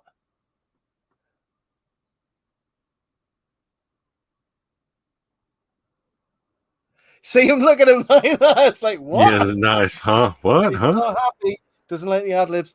But yeah, the character that the senior British officer is based on got seriously injured in the same leg in both wars. So it wasn't just injury in that leg at the first war. He went into volunteer for the second one. Yeah, at some point you Got the gotta same leg injury. think maybe I need a career change. Well, there's a Scotsman saying, actually, that's quite bracing. Very nice. There's a one. Good stripper. That's yes. We don't bring good booze, but we do bring booze. But it's probably something like 70 proof, isn't it? I've had. I would say, yeah. Strongest thing I've drunk before is Ray Nephew's. Yeah, that moonshine still didn't have a lot to it. So that's no. pure alcohol. It's basically just alcohol. Uh-huh. And then Donald Pleasant's character says, "We see." I said, what do you think about it? Well, it's not Napoleon brandy. Well, I'm sorry. And then the British professor says, to the colonies. Yeah, I wonder, of course, after you do that, you're supposed to cut it down with water. I wonder if they skipped that step. It looks like they did because there weren't a lot of coils, and they probably didn't have copper to do that with. So That's a good point, yeah. And all they had was like a kettle and a spout. They didn't have any sort of filtration. It probably really was paint thinner. Rough as anything. Probably drive tanks with that stuff. Here? We're halfway through the movie, and just as they're celebrating July the 4th, things seem to be about to turn in the wrong direction.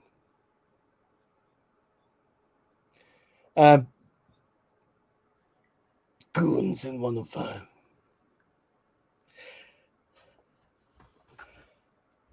So at this point, gentlemen, I'm just going to top off my coffee. Yes, please do. And I'm going to get another beer. And I think I'm going to go and get some moonshine.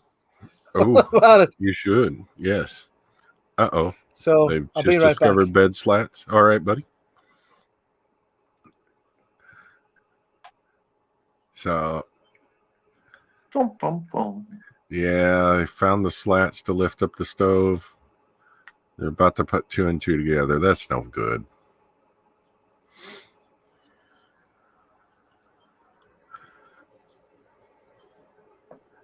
So, yeah, I'm waiting to see. I don't remember how they actually discovered the tunnel. Oh, it's when the slats thing. Yeah, they're going to put 2 and 2 together at some point. Mm-hmm. Oh, because the slats are carved to pick up the kettle. Yeah, to pick up the stove so they can access the tunnel. This must be a Scottish thing. We'll have to ask Pete when he gets back. What's that? The singing, dancing thing they're doing. Oh, that's what it is. Werner was stealing some coffee and spilled it. Oh, and it goes down the crack. Yep. Yep. Dun dun dun.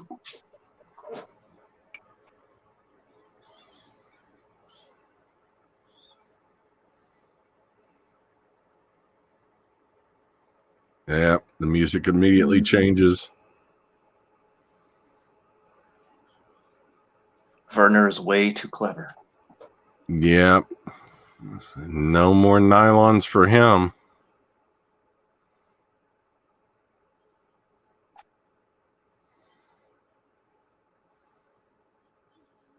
Yep. Found the tiles. Then it makes sense. Like, oh, now I know why those slats were shaped like that. Dun dun dun. Yep. Busted.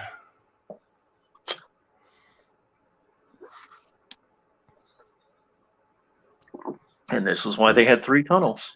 Yeah. Because they knew no matter what, at least one would be found or cave in. But probably found before a cave in. I'm back. And they found Tom. They just found Tom. Ives doesn't look pleased. And he was just singing and dancing something that we couldn't translate.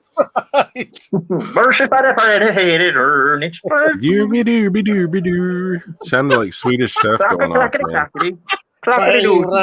Down where the jocks are scrapping. Now here's Ives making the march like I do to work every morning. Mm-hmm. Yeah, he's got that look in his eye like, oh, I forgot to get coffee. It's the do I have to wear a mask again? I can't take this anymore. It's that I have to wear a mask and I'm getting up so early that nothing is open. So I can't even stop and get coffee. Oh. 7-Eleven. What? Now this. Your water's out? No. Yeah, and I'm not sure of the sound effect they used for the guns, but those German, I think they're M42 machine guns had a rate of fire of like 1,500 rounds a minute. So they were called Hitler's buzzsaw. So that was not nearly fast enough. But it's that cool sound that all the gangster movies had. Yeah. Yeah. Whereas it should have been burp. Mm-hmm. So this event actually happened. This is correct. The character Ives is based upon did die trying to make an attempt over the fence. The only difference is that it didn't happen on July the 4th. It happened earlier, but it prompted the rest of the prisoners to speed up their efforts. Yeah, and here's where Steve McQueen's character decides, all right, I'll go do the reconnaissance mission. Steve McQueen is wearing a lot of jewelry there. He's like a World War II Mr. T. Yeah, I'm trying to figure out where he got his fashions from, because that's not what you normally get arrested with. Oh, yeah, like the cut-off sweatshirt that he wears throughout the movie? Yeah.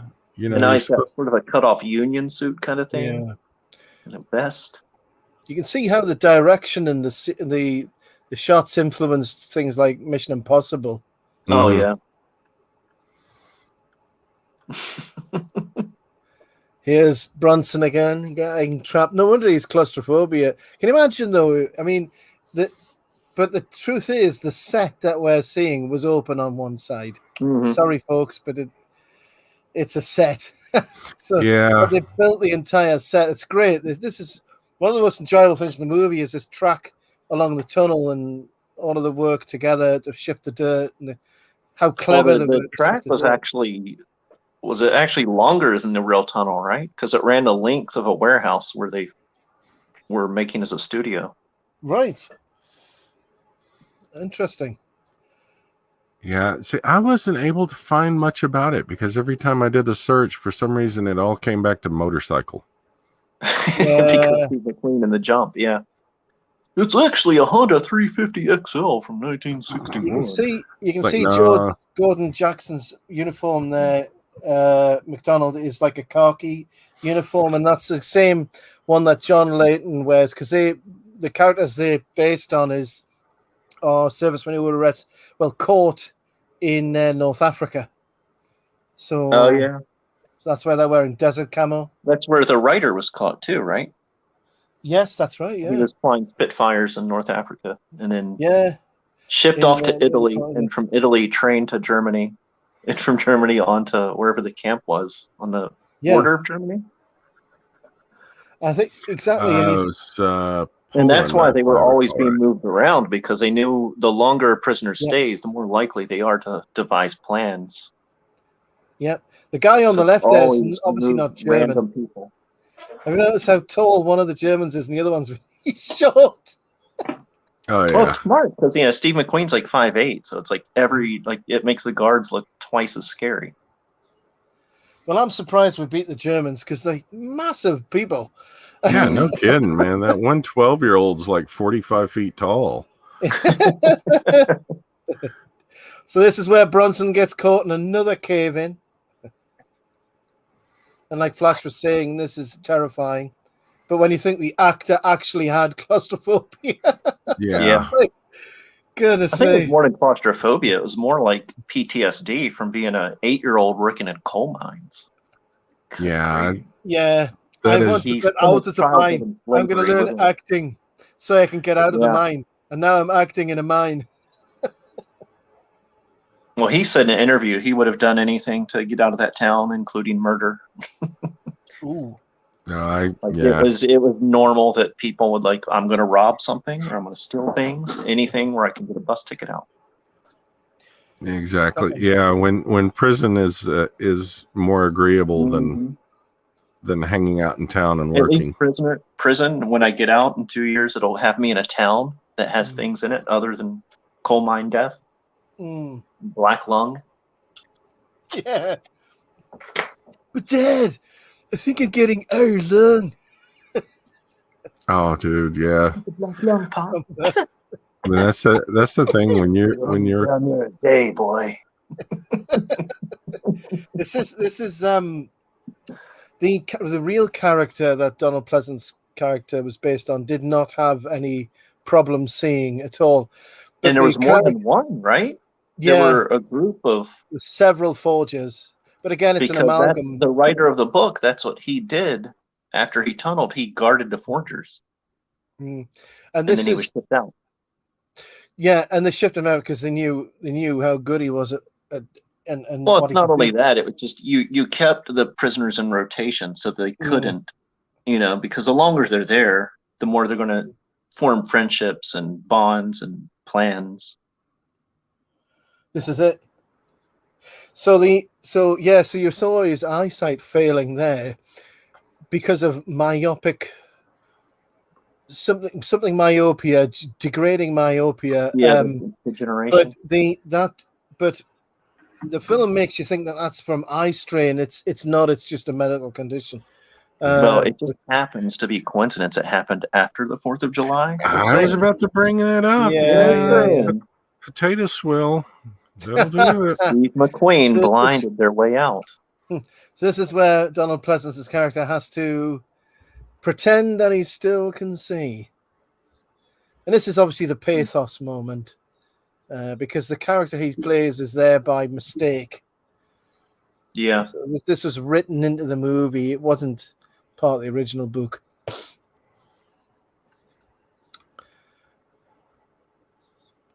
Roger? Why are you wearing my nylons? And did you eat all the Twinkies, you little piggy? No wonder you haven't lost weight.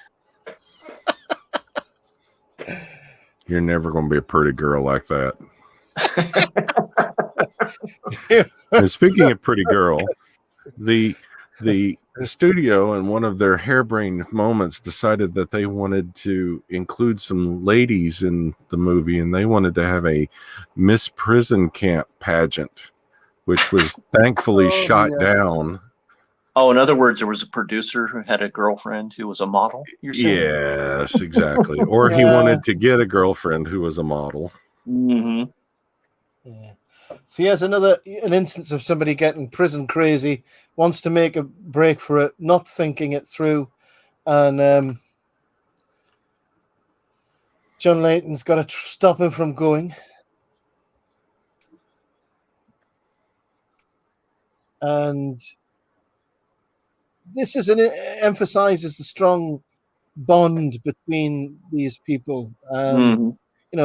Again, culturally something which is frowned upon now, that men can't have strong friendships, very close friendships, without people assuming certain things. And of course, these men would depend on each other for their lives on each other's hands. Well, to be completely frank, Flash and I are friends. We punch each other and threaten each other with sharp instruments all the time. I don't see what the big deal is. That's what guys do, right? Right, yeah. Well, you must have a very long arm to reach all the way from Texas out that way. Just part of being a long-haul trucker. To an undisclosed location deep in the heartland of the U.S. Well, every now and then we drive our trucks to the arm wrestling competition. Well, I've got big mud grip tires, so it's only a very short trip for me.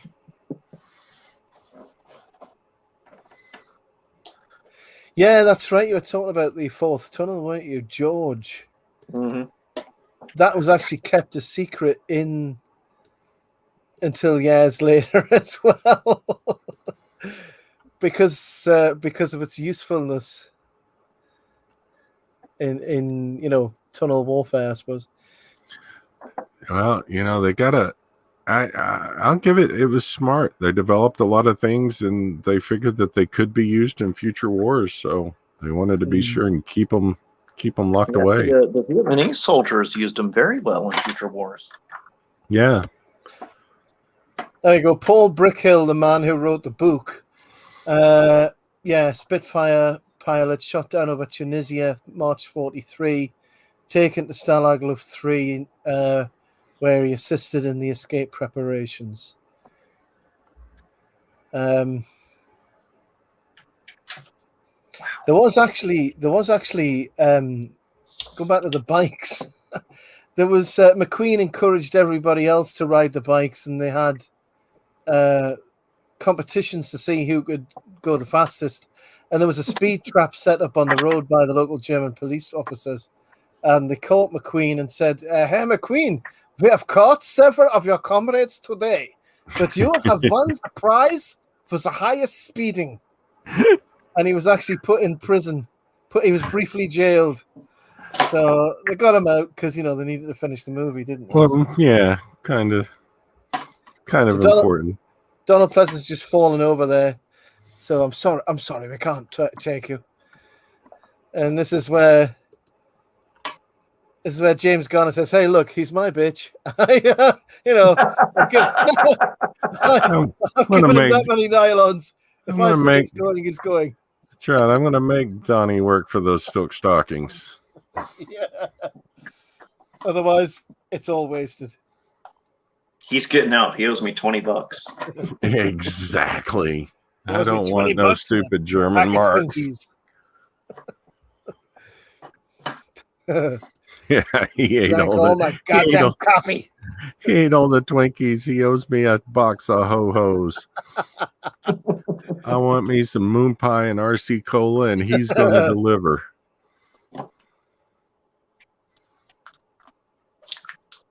Meanwhile, Donald Pleasence stares off into space.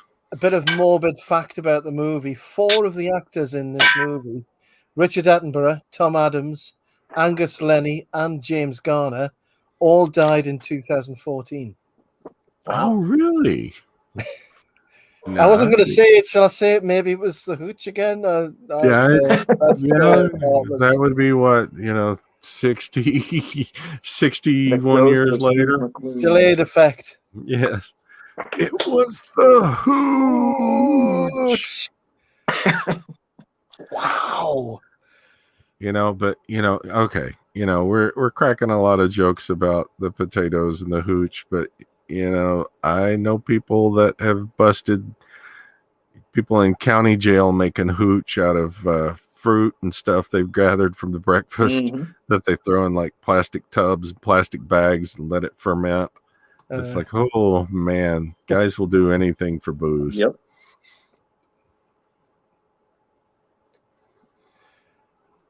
I mean, the best thing you can have with you is a junkie if you need to escape, because they're going to find a way. By the way, did you know there's an urban legend about this movie, which is total shite? No. It is that Harrison Ford turns up in this movie as an uncredited non-speaking extra 4 years before his credited appearance in a movie or on television. The scene from which this theory came is where Bartlett and McDonald are on board the train and find themselves sat down opposite 2 uniformed German officers.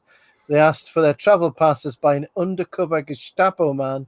The camera change angles. In the foreground, there's a Nazi youth with a brown shirt, tie, swastika, this youth does indeed bear a striking resemblance to a youthful Harrison Ford, who would have been 19 or 20 years when the film was made. That shows you how old Harrison Ford is.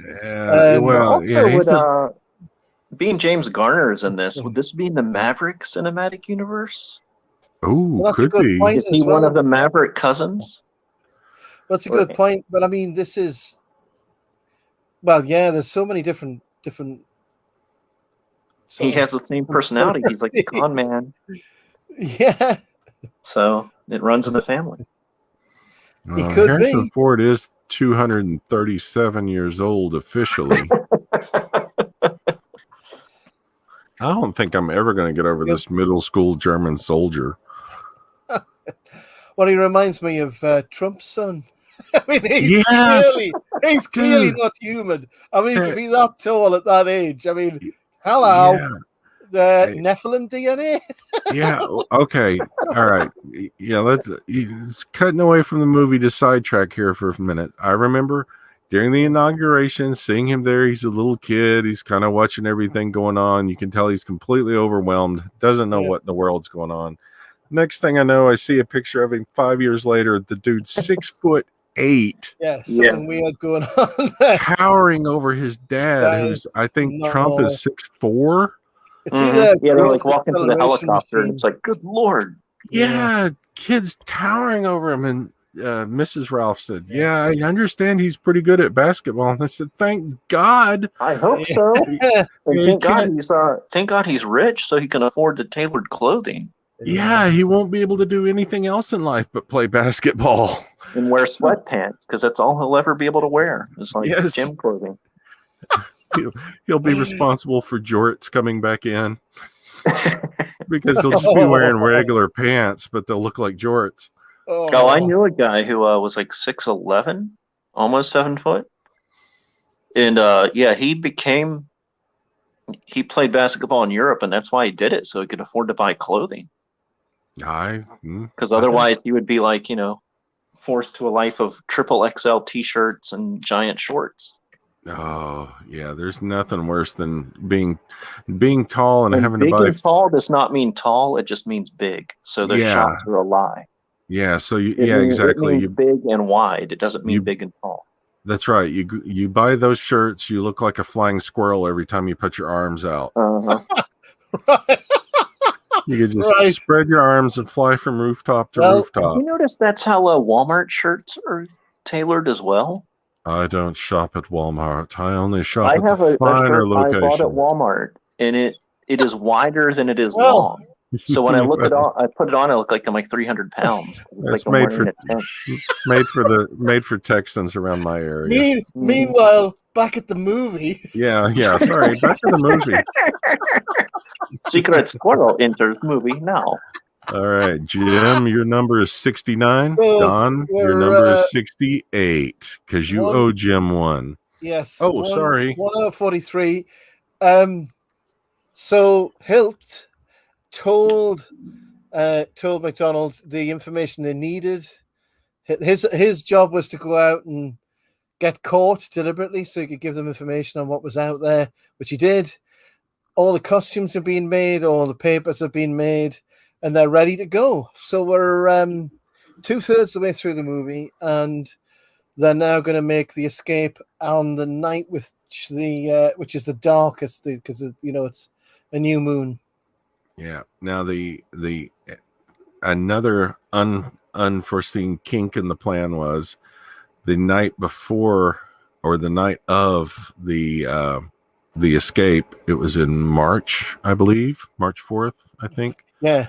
And they had a cold snap, so the ground was frozen, and it took them an hour to dig through the last bit of dirt to bust through the tunnel. So when they start digging, they're digging through frozen soil, trying to get to the ground or the air above. Which whatever tools they're using. Exactly. Yeah, because in the movie, the escape is sometime after July the 4th. But obviously the real historical escape was in March. The weather was terrible. The ground was covered in snow. And they had to go, didn't they? Because the tunnel had degraded because the weather had been so bad. Yeah. They had to go, otherwise the tunnel wouldn't have lasted another month. Oh yeah, it would have been a German winter with heavy snow and heavy rain. So yeah. Interesting, when they built the set for the movie, I mean, the real camp is in Poland, but this was somewhere. Yeah, and but the set they built was in Bavaria, I think. But when they built the set for the movie, there was the worst wet weather for 38 years when they built the set. So interesting that. But this is a bit where Danny starts suffering from claustrophobia. Well, and I got to give it to him. If you're in there and suddenly everything collapses around you and you manage to dig your way out, yeah, I can see where you'd freak out. I'd think twice. Mm-hmm. Yeah, I think that Spade that I would go for it, because my thinking would be if the Germans win, they're going to kill us all. Yep. If the Germans lose, they're going to kill us all. Yes, exactly. So they're just keeping us long enough to be useful.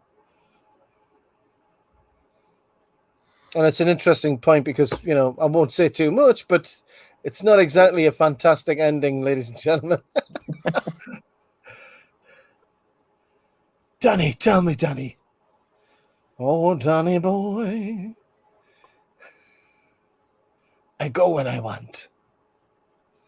I go when I want in my corduroy pants.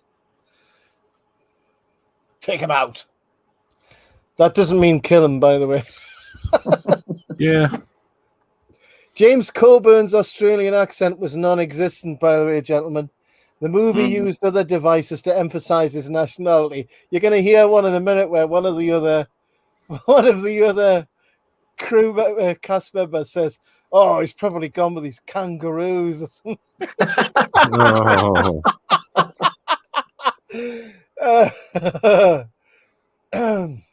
This reminds me of that time I was attacked by a shark while riding a kangaroo, mate. Back when I was hunting wild wallabies on my koala. That Aussie with his blooming boomerang. And onion. Mm-hmm. So they're all leaving now. I mean, the intention was for 250 to get out, but 76 got out. Yeah, well, let's see how that happened, because there was a reason for that. Yeah, we're getting ahead of ourselves. But so that must be like, I mean, it doesn't look like he's digging up 30 feet. So the tunnel must have angled upwards towards the other end, mustn't it? In real life, it did not. Right. In real life, it was the 30 feet up. Yes. My goodness me. Yeah, it was 30 feet down to reach the tunnel. The tunnel was, I believe, 111 yards or so out, and then 30 feet up at the end. So, but when you think about what they did, he's on a ladder there, isn't he? Yeah, yeah, but still, you have no sense. No, you don't. They didn't have the went under the cooler, and they went under the administration building. So it's just the odds those buildings didn't collapse was a miracle too. Oh, absolutely. Because I mean, a groundhog can burrow under a barn, and it'll collapse the whole barn. Just a tiny animal. So can you imagine, like, people building these elaborate tunnels? Yeah, he has the clincher as well, gentlemen. That they were short in the calculation, weren't they? They were 20 feet short of the tree line. They did pretty well, not knowing. Yeah, it was a good guess, but I think in real life it did get to the tree line, right? It came up in the trees. No, it did not. It was short of the tree lines. This is accurate. So they had to actually they had to time it and make a break for the tree line. Which slowed them down a lot. So it was like the bed check, not the people that were waiting to go in the tunnel. Absolutely. And actually, it explains this. So we'll let Steve.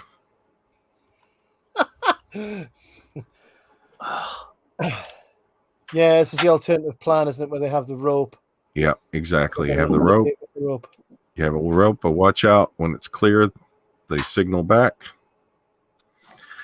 Now, little fact here: if they send 30 feet of rope, that's not going to be enough because it's 30 feet down, and then 20 feet or so to the tree line. So the film did get this wrong. The last survivor of the actual escape, Dick Churchill, was born Richard Sidney Albion Churchill in 1920, Surrey, England. Died on the 12th of February 2019. Oh, it's just recent. Last survivor of the escape. Yeah, let me check because I had a story about. I can't pronounce his first name. Last name Gutowski was one of the ones that was digging the tunnel. And if I remember correctly, he was number 140 waiting in line to get out.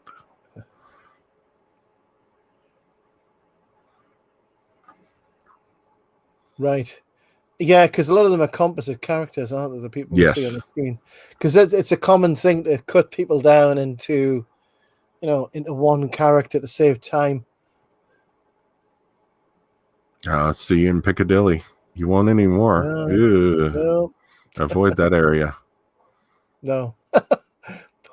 I'm just reading here. The Paul Brickhill, the guy who wrote the book and was the inspiration for the movie, wasn't allowed on set when they were actually filming, strangely. Don't know why. Oh, really? I hadn't heard Maybe that. because I was scared he was going to say, no, that's not what happened. No, that's not what happened.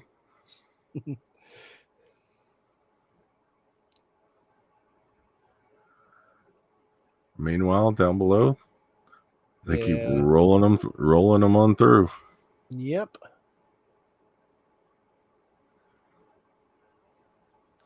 Now, the one that would bother me is the guy in the German uniform, because you get caught in a German uniform, you can be immediately executed as a spy. So I kind of understand the risk he's taking because less chance you'll be questioned, but meh. Yeah, but if you are found out, you'll be shot as a spy. Yep. There was a couple of, I think there was at least one POW in the camp who was actually a spy, who, when he was captured out in the theater of war, pretended that he was a British air officer. And I can't remember who, but he was one of the escapees or one of the people involved in the plan. He wasn't actually, he was actually a spy.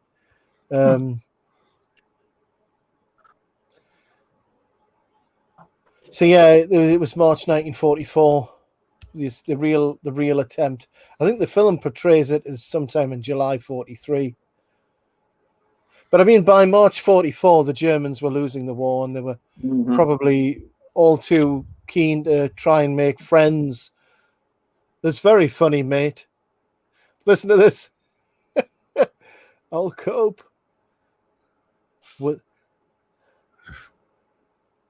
I wish he was home with his kangaroos. Yeah. We can't figure out where he's from. So I'll Nebraska? have to put in, Canada? Barbados? We're not sure.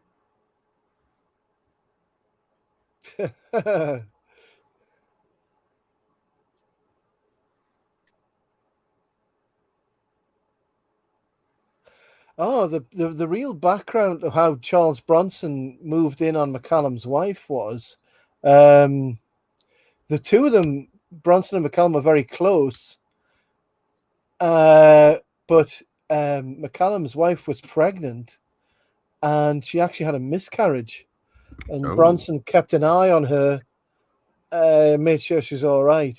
I don't know why Bronson kept an eye on her, but fell in love with her. And there was something going on while they were filming the movie. So that was happening while they were filming the movie. Now, and this is also accurate. There was an air raid that kicked off, and of course the camp went blackout, and of course Charles Bronson is trapped in the tunnel, no lights, freaking out.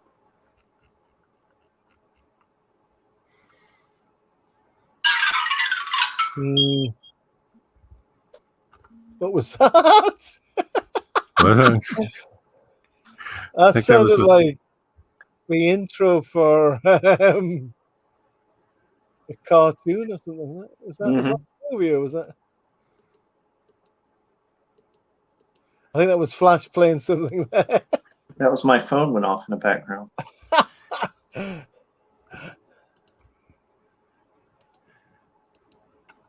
So we're at 1 hour 56.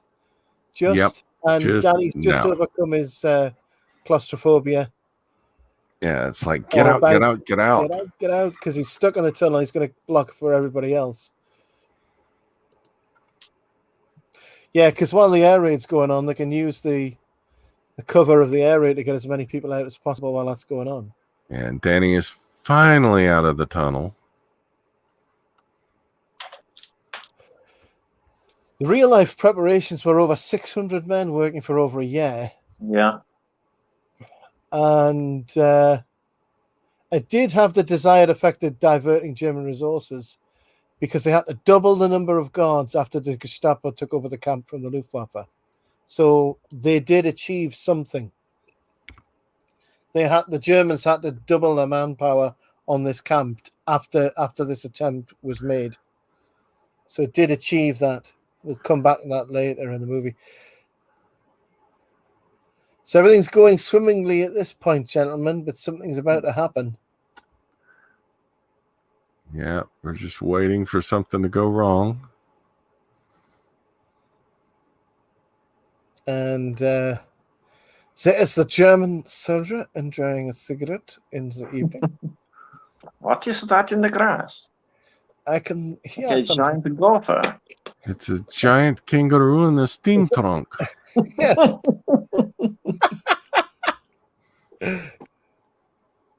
See you later, mate. That thing said good day. He said the word kangaroo. So they're off now. Big X.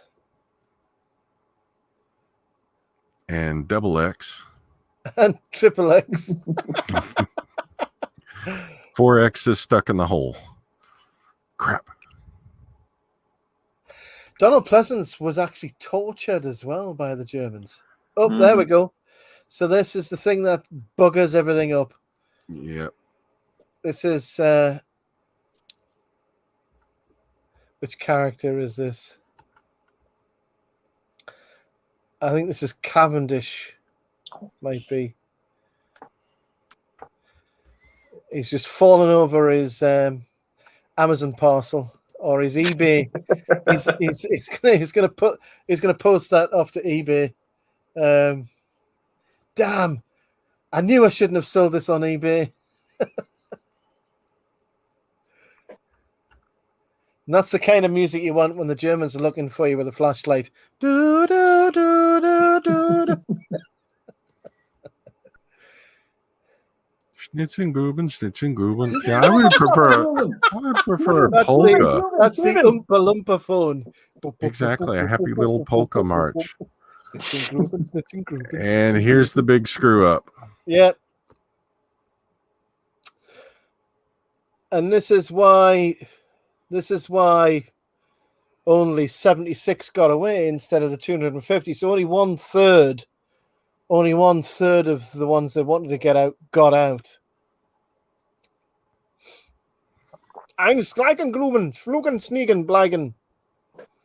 That's what I hear. Yeah, same here. Farfignugen. Flugenschlaben. Flugenschlaben. We can still make fun of Nazis, can't we? A hell of a lot of shooting going on out there. Hey, come on.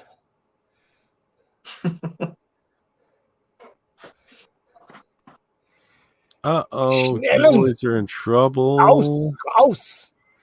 This is like getting caught in high school when you're smoking in the boys' There's room. another lanky-legged German there. Saying, Yeah. I look even better in the nylons. Just wait until you see me in heels. Garner's got me some chocolates. I want the chocolates. Fritz says I look like a young J. Edgar Hoover. Oh, I didn't need that. I didn't need that mental image.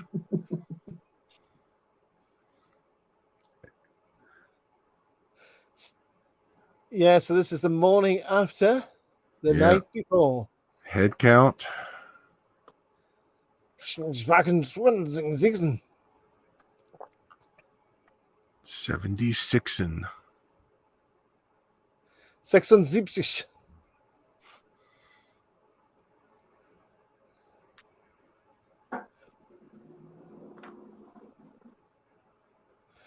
Now,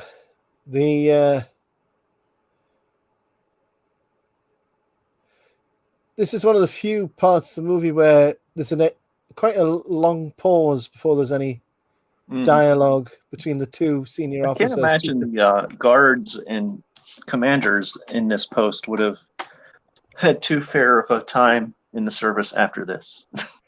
Yeah, well, this after is 76 people bug out like that. This is it. This is the end of the movie where the Gestapo take over, isn't it? So here we have Fussen Station.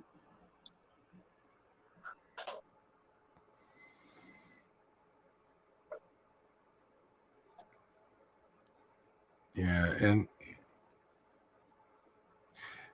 not only that, now the commandant has had to go back and report that he's lost 76 people. Mm-hmm. Meanwhile, Himmler, Goebbels, and Hitler are all having aneurysms. Hitler was not pleased. Oh, and we lost Pete.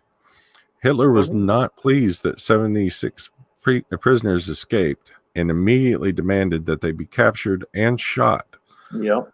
And Goebbels and Himmler managed to convince him that the British might not take too kindly to that. So they came down to a more appropriate number. So, everybody's on the run. This is a major embarrassment for Hitler and the German high command. So,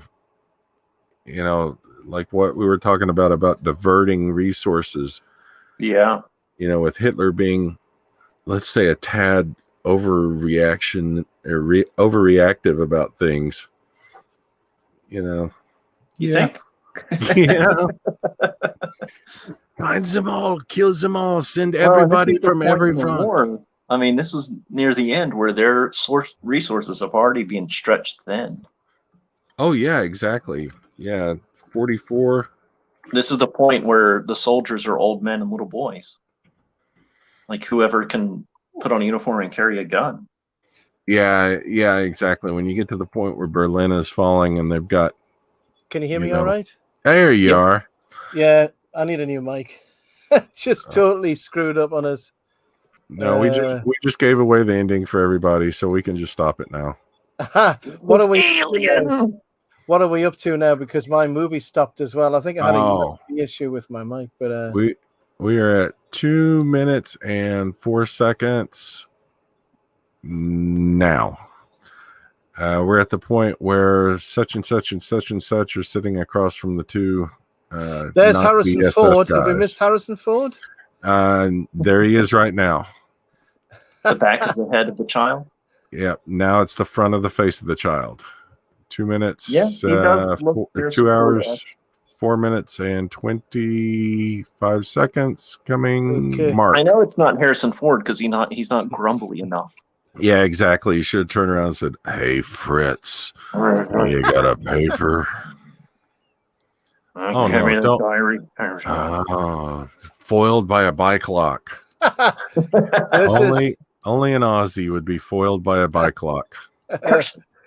Oh, they put the boot on there too. Oh, never mind. He's a real Aussie. He cut the bike lock. It's getting much more authentic. I love this though, the way that the ones that escape by the most subtle, harmless means, you know. And that's it. Yeah, you keep an ultra low profile. Yeah, keep your head down and act This normal. is it. You don't Exactly. try and capture a motorbike or a Triumph motorbike. Yeah. Fantastic, beautiful motorbikes, those Triumphs. Yeah. All right. Now we got some things about this because, of course, Steve McQueen, his whole thing was he wanted to ride motorcycles. So he's now stretching a line across the road. And this is something that back in the day when I rode motorcycles, we were on the lookout for, because people that didn't like motorcycle riders would do this. They'd stretch a line between two trees so you'd go through and get knocked off your motorcycle or beheaded if you were really unlucky. Yeah, that's pretty bad. Now, when I researched this, people said that it was Steve McQueen himself that did the bike wreck. I have found other sources that say it was another stuntman. This is his stunt guy that does the jump. No. This was a different guy. It wasn't Bud. It was a different guy named Tom, and I'll look up his last name. McQueen but basically, is like the German riders when they're doing like the loop-de-loops and stuff like that. But anyway, the guy that was, if they have on goggles, it's Steve McQueen. The guy that did that bike wreck, that did the skid, did it, and he promptly slid out, skidded, and the bike hit the camera. Yeah. And he faded into the background because he's like, okay, that's it. My career as a stuntman is over. And the director came and started yelling for him. So he sheepishly comes out and he's like, that was great. Do it again, because just imagine the audience seeing that bike flying at them with sparks flying, and we'll raise the camera up so you don't hit it this time. So he went back and did it a second time. So now ultra low profile Steve McQueen on a motorcycle, as opposed to the Aussie that takes off on a bicycle, the two guys that take off on a rowboat. And the rowing boat, yeah. Now, word has it that the POW survivors all booed when they saw the motorcycle. I don't know if that's true or not, but this is absolutely not even a little bit realistic. Yeah, because it was a vehicle for him to get popular. Yeah, and that's the thing, is it's it was a vehicle for him to get free motorcycles from a manufacturer too, I'm sure. True. Yeah, and the flip side is even though it wasn't accurate, it's so iconic that people remember the movie based off of it. Yeah. So the movie, people remember the movie version of reality instead of the which is why it's a separate art form. It goes back to the argument between written art and film art. They're two different forms of art, and cinema is not necessarily factual. Tally-ho. So location-wise, Bavarian Film Studio in Munich. The set was built in Perleca Forest, near the studio. Fussen, the town of Fussen was used.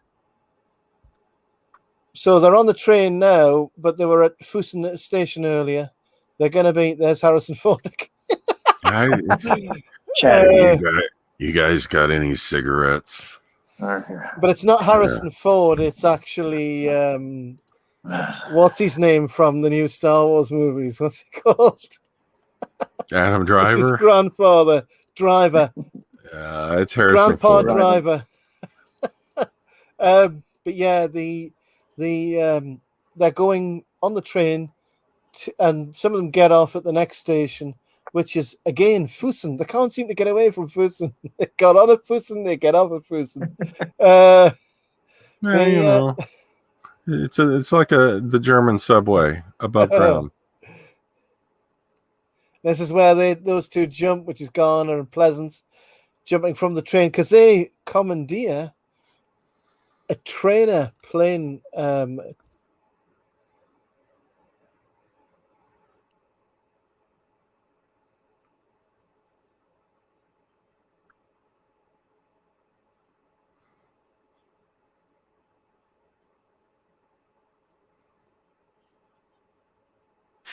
And behind the haystack?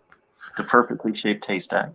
Yeah, not because they were hiding, because Jim wanted to see the nylons.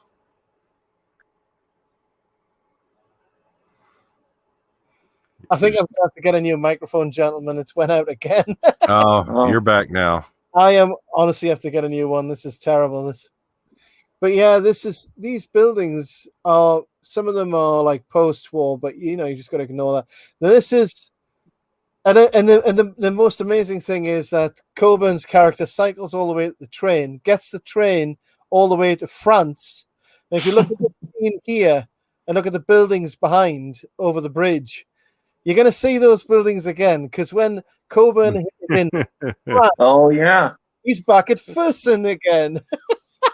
He's in at that bridge, isn't he? Like that cafe Yeah, is on the he edge is, of the bridge. yeah. So it's like the Truman Show, no matter what you do. It was like the only buildings they had in that area, probably. Yeah.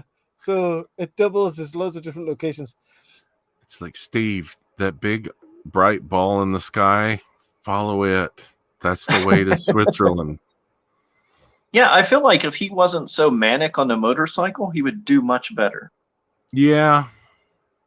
Like, just play it straight like everyone else is doing. And I think he could have ridden right out of there.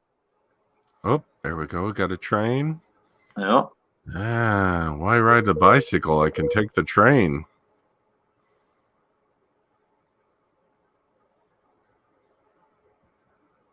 He rides like an American. So strange. Yeah, I have seen this one in the Bullets. Why does your spine have a curve to it, like you're relaxed on the motorcycle? Oh, yeah, kick him in the gut. Nobody will think anything about that.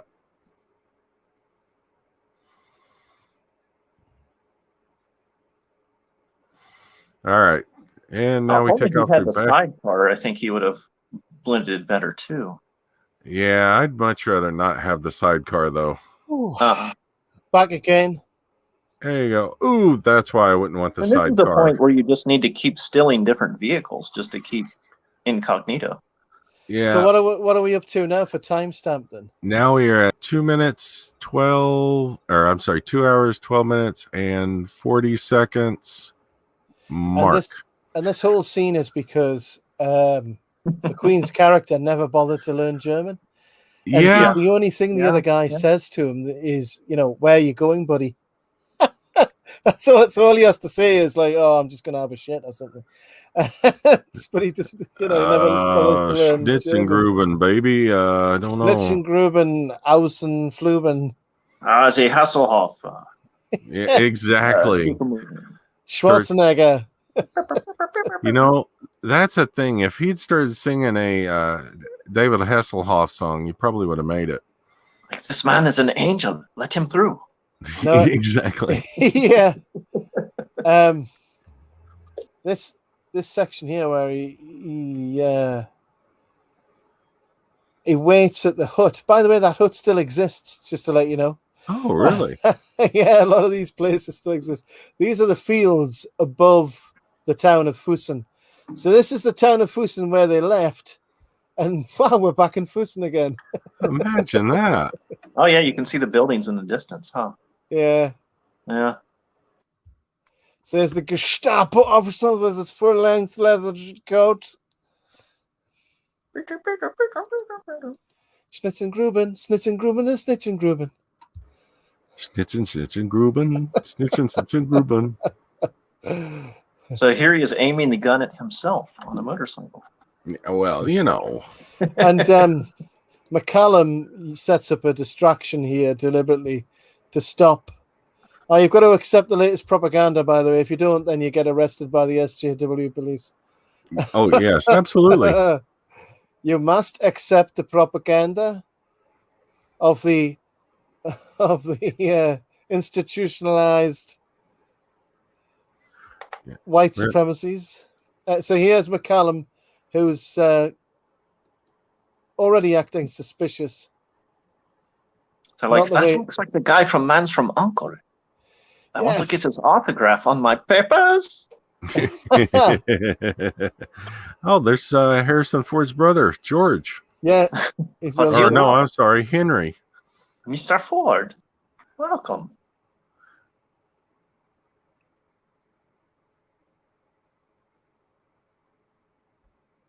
Bang! Death.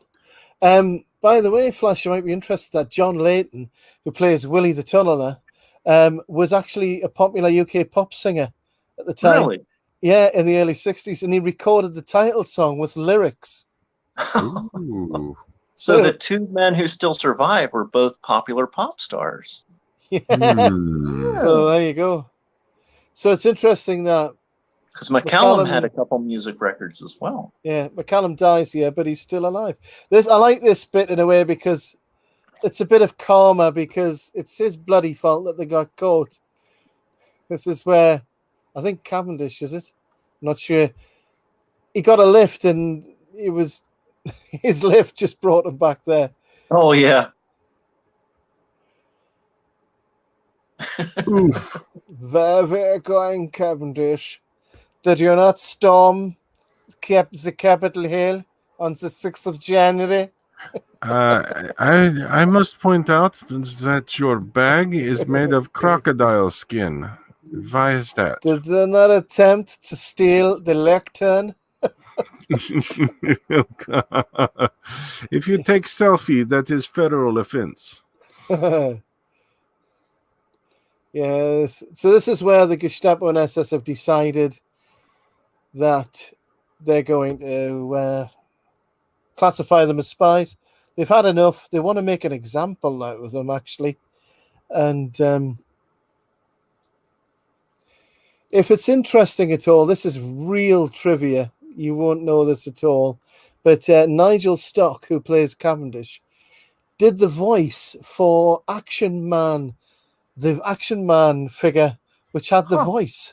Ooh. Advance in signal fire. Also, when you pull the string, it was his Yeah, voice. enemy tanks approaching. I'm pretty sure I had that when I was a kid. I used to like pulling the string, allowing the string back to go back very slowly. So it'd be enemy tanks approaching. That's when you know you're in big trouble. Unless you did it backwards and said, "Kill everybody." Red drum. What? Nothing. Buy more merchandise. Buy more merchandise. And of course, everybody's happy here because they're all captured. Yeah, we're all captured. We're all together. What could go wrong? Now this scene, what could go wrong? This scene here, I think these aircraft are actually an American aircraft. Oh, hold on. I'm a few seconds behind you. I'm at 2 minutes, 18 seconds. Right. Sorry. 2 hours, 18 minutes, and 30 seconds. I'll pause because I had to flick ahead a little bit because of my mic issues. Oh, okay. So, all right. Now I'm at Donald Pleasance being led beside the plane. Yeah, same here. We're just now coming out to the hangar. These are Texan trainers. Ooh. North American AT-6 Texan trainers. I like that name for some reason. Tell me about my market. Now, obviously, they use these aircraft because they could get a hold of them, but it's still feasible that this could have happened because the Germans did actually use AT-6s as advanced trainers. Yeah, they did. Bought them from the French. They did have some. Bought them really as weren't they many nicked them from the differences French. in aircraft anyways, right? Yeah. I mean, everybody was using the same template for flying. It's just the letters on the buttons will be different. Mm-hmm. Oh yeah. Well, and the big thing that would throw everybody off is the Germans did use the. Oh crap! Yeah, the Germans did use metric, which would have confused the crap out of the Americans. But yeah, basically, close enough between a Messerschmitt and something made in America. Yeah, but these are definitely American aircraft. Yeah. Well, and it also makes sense because you have two seats in them. Now, wait a minute. This is not a Texan. The one that James Garner is looking in right now. Unless they put no, it's the one. Which one? Well, I'm at. 2 minutes 20. 2 hours 20 minutes 13 seconds. They're at a small aircraft. The bigger aircraft. They're those are the Fokkers, Texans. I think. Yeah, the bigger ones are Fokkers. No. The bigger ones are actually Texans. This smaller one is not. Oh, yeah, that's just like a little. Yeah, I am not like a civilian plane painted up. Yeah, I'm not sure what model this one is. Got you right. It's like but again, like a lot of these movies in the '60s, they used American stuff and British stuff, and they would stole a Buddy Holly plane. We'll be safe. Oh my gosh! Change the appearance because a lot of the aircraft just wasn't there by this time. They'd been. I mean, the first thing they did was destroy all of the German armaments. Well, I mean, they needed resources, right? So that would have been used for scrap. Because Well, they didn't want any wily Germans getting any other ideas either. Mm-hmm. There's your up and away music there. Hold on. Well, I'm going to mute out for a second because I'm curious what kind of aircraft that is. So you guys run with things. Oh, there's Steve McQueen going the skid and turn around in goggles. There you go. This is the iconic scene. What are you at now, Flash? I'm at the place where he's at the halt sign. Very bumpily, looking behind. All right. I think you're a little bit ahead of me. So he's just gone past the halt sign, which is the iconic thing. Yeah, I mean, the German soldier who skids in the motorcycle is actually McQueen as well, you know. Yeah, he's just in goggles. That's it. Yeah. I think you're a little bit ahead of me. So on mine, I'm at 2 hours 22, and he's just gone up the hill and across the road and up the other hill. All right. I'm sorry. I'm back. I had to scratch my tism itch. That was actually a Booker Boo 181 Bestman. Okay. And that was actually used by the Luftwaffe in World War II. So the Texan aircraft were just window dressing. I am surprised by that. Yeah. Right, so I'm back to the plane. It's 2 hours 22, 34 seconds. Yep. Is that what you are? Yeah, I'm about. I'm looking at I'm probably about 4 seconds ahead of you. Okay. Yeah. And this is where they think, "Yay, we're off to Switzerland." And wait, there's some chick that's on a plane that's spinning in the middle of a field. What's going on? This castle that they go by is a Bavarian castle. Didn't we see that same one in another movie? The Duke of Cream. Yeah, it's possible. That was. I'll try and pronounce it. It's Neuschwanstein Castle. Hang on, I'm gonna go look. 1 second. I think that was in Neuschwanstein Castle. I don't know whether it's. Is it the same castle that was in? That was in Where Eagles Dare. There's the same castle in there. Really? Yeah, I'm pretty sure. I'll have to go back and review the video, but I think so. All right, now I'm going to give them any crash you can walk away from is a good one, especially if you're a blind man wandering through a field as the Gestapo pulls up. Yeah, with no awareness that you're just walking towards the enemy. It's all clear, Jim. Come on. And it's only when he turns away. Oh dear. Oh. Bang. I've got nylons. I only came here for the birds. I just want to draw a warbler. I do amazing bird calls. He shot me because I'm wearing nylons under my tweed suit. It's okay. The nylon stopped him, Jim. Throw the bullet back at him. Fortunately, my cigarette case caught the bullet. Oh, no, it didn't. Well, it did, but on the wrong side. I picked the wrong time to stop smoking. No, it caught the bullet, but I was shot in the back. and my case is in the front. Crap. So we're back to McQueen again now. And I mean, beautiful scenery here with the Alps in the distance. Yeah, absolutely. Up. Oh no, a fence. Yeah. What shall we do? What shall we do with this fence and this motorbike? Wherever shall we do? Wherever shall we go? Let's get Bud Ekins to jump over it. Because I won't be able. Well, you know what? I will give him credit for admitting that Bud did the jump instead of him, because Johnny Carson thought he did the jump.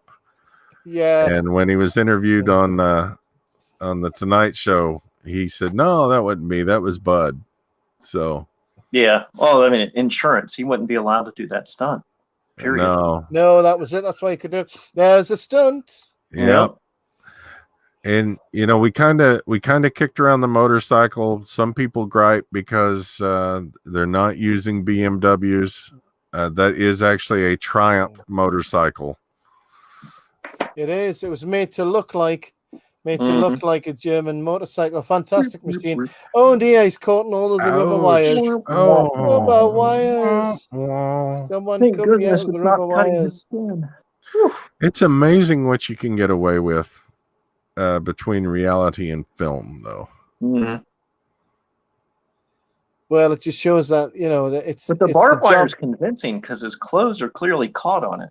Yeah, it'll be a couple of points where his clothes are stuck to or pinned to the wire. And that's all he needs to do. But yeah, overall a good effect. I'm impressed. Mm-hmm.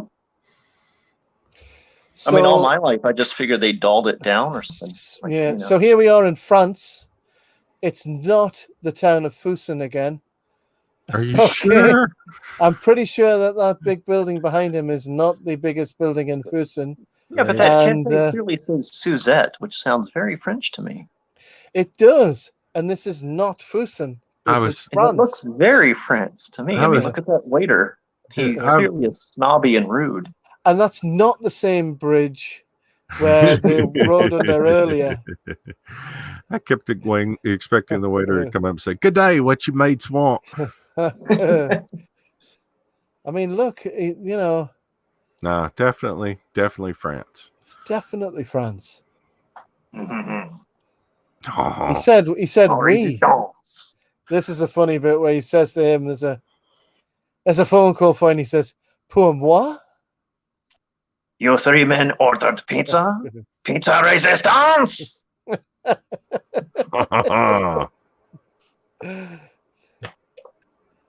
Telephone for vous.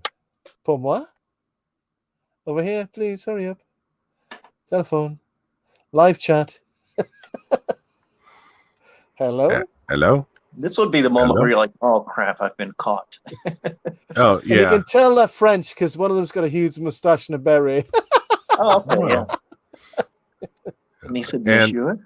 And I'll give him, he gets behind the bar because when in France. Yep. Oh, no. Oh, it's no. It's a Drabana Lorad. It's a bloody Lorad. Oh, West Side. Oh, gosh. Yeah. You in my hood. If they'd flashed some gang signs and had some bass going, it would have been like Detroit. Ho-he-ho. Thank you very much. Log life.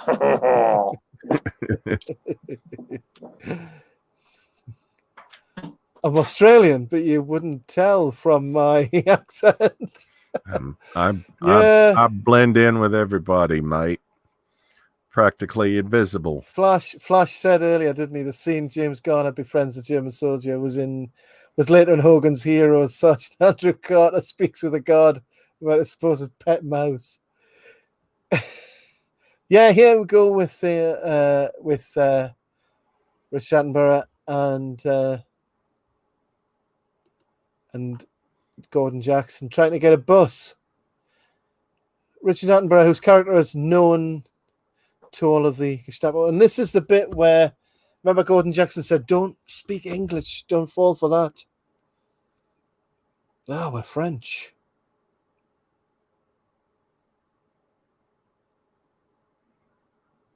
And so everything's fine. They get on the bus, and then a German policeman says, "Good luck." Oh, thank you. Oh, bugger. Yeah. Oh, balls. I always thought it was like the saddest of all the captures because it's just like, oh, it's the thing he pounded into everybody's head the whole time.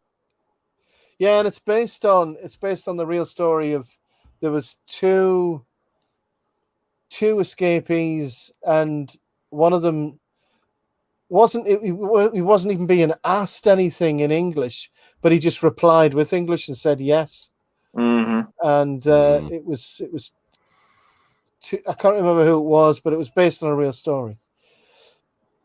So now they're running through the streets of Fusen again, Sure. and they have to split up here. And the music's great because it's everything's chaotic now. All of their plans and preparations have just come to nothing. Yeah. You go that way. Oh no, you bicycle. Yeah, time to break out yakety sax. There's nowhere to go.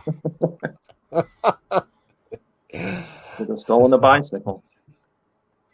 Yeah, if he'd swiped the bike. Oh, Richard Attenborough's on the roof. Or put your coat on the bicycle guy and keep running. This is a really good scene. This because he's quite an athletic guy for the age he was as well.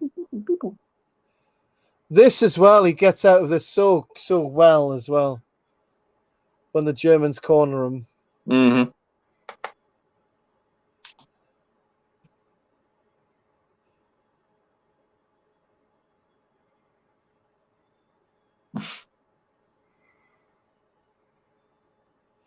And so he speaks German very well.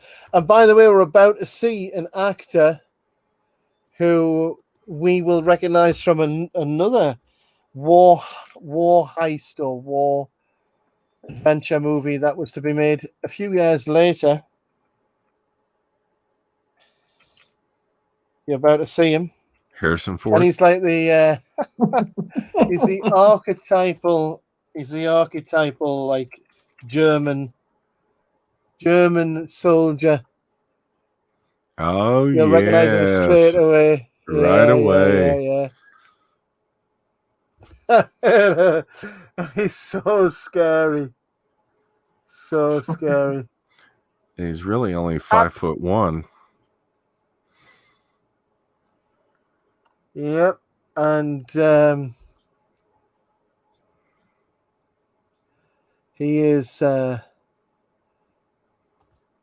quite a good actor, but he does very little to portray what he does. He's it's all his look. It's all the way he looks. He's got such a stern face.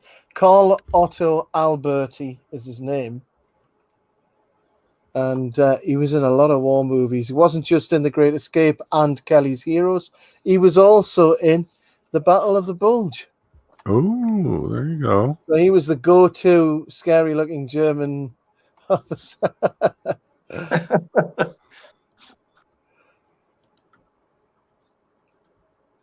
So now they've gathered up all of the escapees that they could catch. And we have 3 trucks full of prisoners who they're just upset, but they're going back to the camp. Never mind. Yeah, do it again next week. Bugger all. Yeah. So The Great Escape is a very long film, as we noticed. Even after all the time spent preparing for the escape, a third of the movie is still left for the manhunt section, which we've been going through here. It's sort of like 3 different movies or 2 different movies. It is. It's definitely a 3-act movie. So there's the 3 trucks going in different directions. And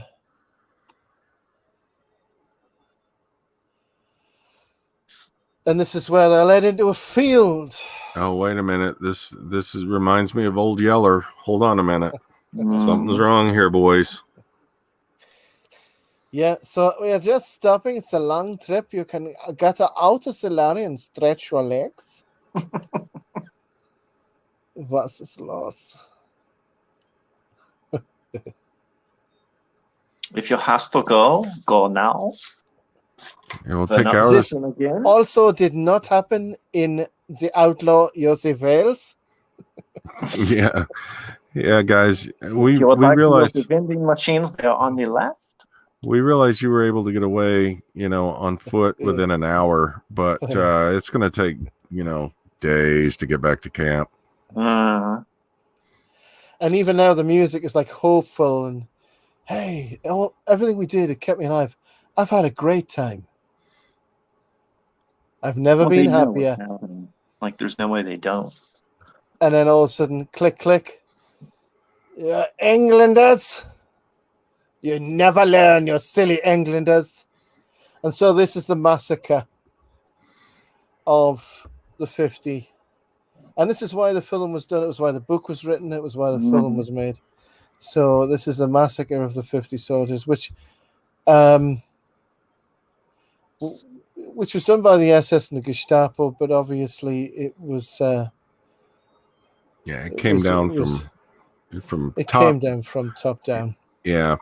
I specifically earlier named Hitler, Goebbels, and I just pulled a blank on his name again. Himmler, thank you. That was the 50 was the compromise because Hitler wanted them all killed. But Goebbels and Himmler knew that Churchill would have a kitten. Oh, yeah.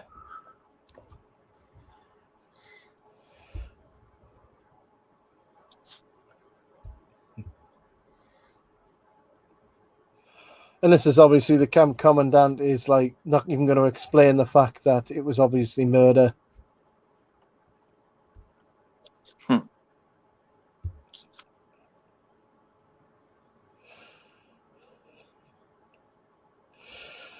And of course, he's about to lose his job as well. Oh, yeah.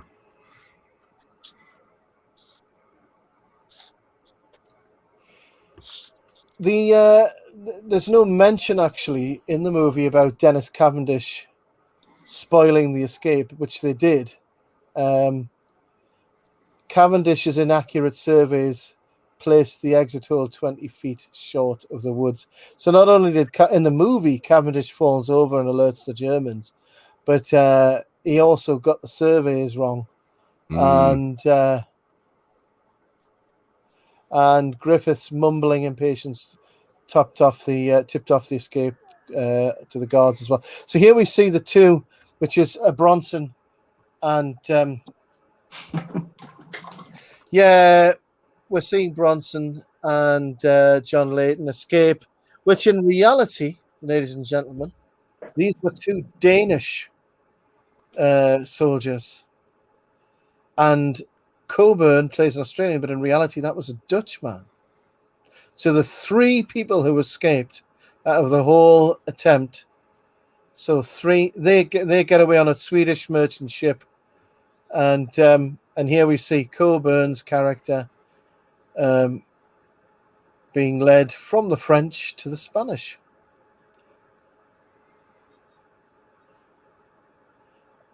Au revoir and buenos dias. Bonjour. Yeah. So he's off into Spain. The same way, bit of worthless trivia or unrelated trivia. Chuck Yeager, when he was shot down in France, same kind of thing. The French resistance got him into Spain. He went back to continue flying in World War II. Yeah, exactly. And when you're a resistance fighter, whether you're French or Spanish, you have to wear a black beret, a black T-shirt, or a polo neck with a suede or a brown velvet jacket, and you always have to be looking up into the distance. Oh yes, without a doubt. So here's I think 12 or 13 that were rounded up. So 76, 50 were murdered. So that would make 26. 3 got away. So 23 were brought back alive to the camp. Oof. Well, actually, no, less than that, because obviously Donald Pleasant's character didn't make it either. Oh, yeah. So maybe about 20 made it back. Yeah, roughly.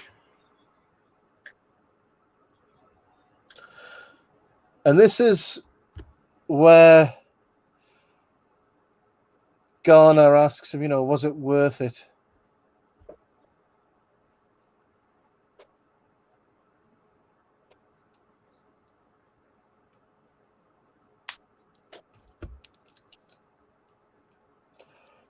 There we go. And he says, depends on your point of view. Now, it was, if you accept the fact that after this event, the Gestapo took over, as you were saying earlier, it was the Luftwaffe who looked after the opposing side's troops of the same type. Mm-hmm. And but after the event, the Gestapo took over. Here's our man turning up, the German Marlon Brando, Carl the Heavy, and German Brando, and yeah, so they doubled the troops there. So it did use manpower. It effectively did take away manpower from elsewhere. And here finally returns McQueen.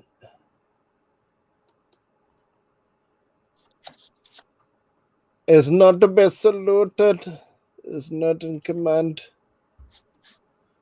So this is where they get rid of the non-Nazi soldier.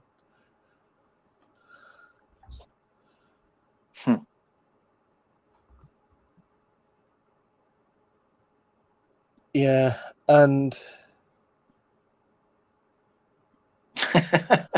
you will see Berlin before me. Carl Otto Alberti. I think his last appearances were The Winds of War and War and Remembrance in the 80s. Playing Nazis again? In each role, he appeared opposite Natalie Yastro. Probably was playing.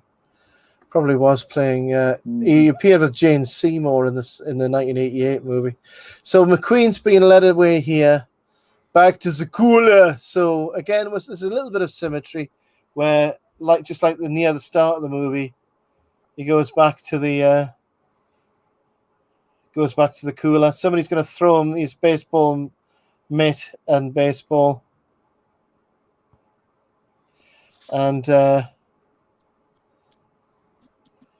Hiltz. Thanks. And it starts up again. Yeah, right back where you started from. Yep. And there's that freakish kid. What's Baron Trump doing in this movie? And I think the point is as well I'm making here is it's even though they've had this setback, they're never going to give up trying. And there's the baseball, sound of the baseball. Bop, bop. Yeah. And this picture is dedicated to the 50. Yeah. And here you get the rundown. Robert Graff as Werner the Ferret. I think it's one of the first movies that did this at the end as well, where it give everybody's character and their nickname. Mm-hmm. Yeah. Angus Lenny as Ives the Mole. And it really gets you to engage with the characters as well.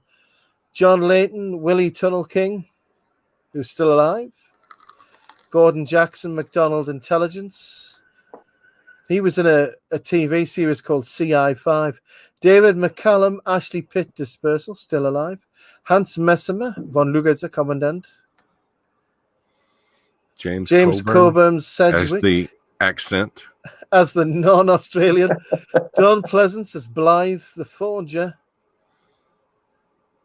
Charles Bronson as Danny the Tunnel King, who was based upon the guy who wrote the book. James Donald, Ramsey the SBO. And Richard Attenborough as Bartlett Big X. And of course, James Garner as Hendley the Scrounger. Or you could also say the Pimp. Steve McQueen as Hiltz the Cooler King. And he was the one who came out tops out with this movie, wasn't he? Without a doubt. I wonder if he ever had to go to James Garner. He's like, "Hey Jim, it's cold in the cooler. Got any nylons?" "Oh, buddy, let me tell you." Well, I tell you. So yeah, I think overall it is a very long film. It doesn't feel as long as really it some other movies this length would feel. I think the pacing's still really good. It's still got a lot of Pacing's information. very good, especially breaks it for a up movie too, because this it's length. like when they leave the camp, you're in a different movie. Yeah, exactly. Yeah, So exactly. it almost restarts. Well, and it's like you were talking about as you know, most U.S. movies or most Hollywood movies are 3-act movies, and this really breaks into 3 acts pretty nicely. Of course, I guess some people argue it's 2 acts, you know, leading up to and then after the escape, but you know, I can see 3 acts in it. And yeah, pacing's fantastic. The runtime's slightly over 2 hours and 45 minutes, and yeah, it moves along nicely. They not sitting with fat on it. It's not like Snake Eyes. No. By the way, it sadly it does omit the crucial role the Canadians played in building the tunnels and the escape. Yeah. Okay. Yeah, and we definitely need to clear that out, because you know we had Australians, Canadians, Brits, South Africans, Poles for sure, from all over all over. Yes, the U.S. Yeah, we Hollywooded it up because the U.S. didn't do it, but of course we had to go in and make it seem like we did.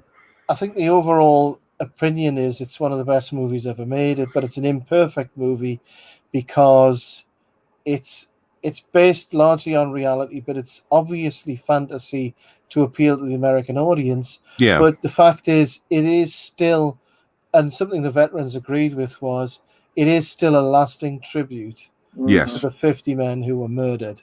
So despite without that book and movie, I mean, who would have known about it? Nobody. Exactly. Yeah, it would have been lost to history.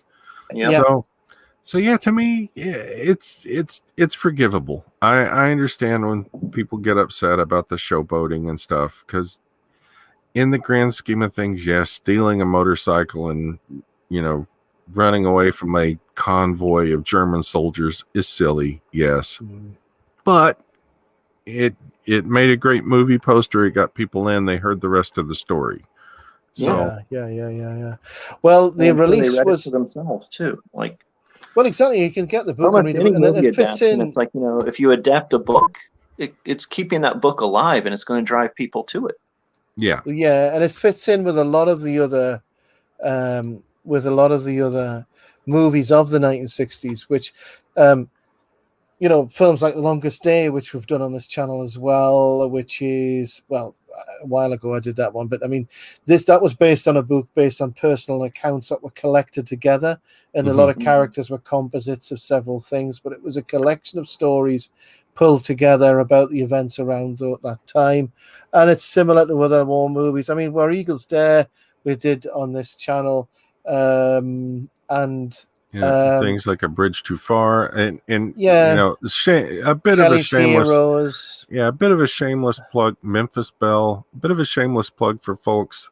You should really look through, and this isn't a plug, for my ego or Flash's ego, because a lot of this stuff Pete did before we ever came along.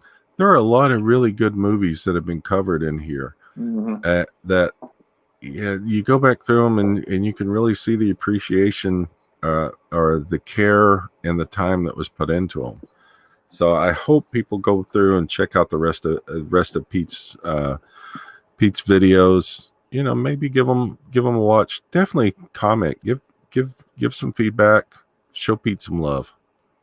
Well, I appreciate that, and I hope that the what we've done, the films we've covered together, become just as popular, because I think we've covered some really good movies, and this was definitely one of them. Well, I gotta say, it's not a movie watch if Ralph isn't drunk. So I couldn't get drunk. I've only had 2 beers tonight. I haven't had enough beer to get drunk. But the movie did well at the box office as well. 11.7 million. It had a budget of about 4 million, came just under 4 million, but it made 11.7. So it's about, quadrupled, but then obviously made more money throughout the rest of the world as well. Oh, yeah. Strangely, the one award it won was because it was only nominated for an Academy Award for film editing, and nominated for Golden Globe Award Best Picture, but it won the Moscow International Film Festival for Best Actor for Steve McQueen. Oh, really? Of all the places, because the Russians, there was a bit of animosity towards America, but the Russians hate the Germans. Well, that's completely fair. So they're obviously going to love Steve McQueen. The legacy of the movie, talking about the last person who was one of the surviving escapees died in 2019. There was a 70th anniversary of the escape, not the movie, but the actual escape in 1944. So in 2014, 70th anniversary of the escape, the RAF staged the commemoration of the escape attempt. 50 serving personnel were each carrying a photograph of one of the men who was shot. So it was a memory of the 50 men who were shot. And on the 24th of March 2019, at the 75th anniversary, there was a screening of the film in London, and the film was simultaneously broadcast at other cinemas throughout the UK as a form of remembrance. There was talk about a sequel made for television, The Untold Story. That was released in 1988 with different actors. It's not a real sequel because it does dramatize the escape itself, just as the original film does, but mostly using real names of the individuals. So it's, rather than renaming anybody, it goes back to the book more. So it's not really a sequel, it's just a retelling.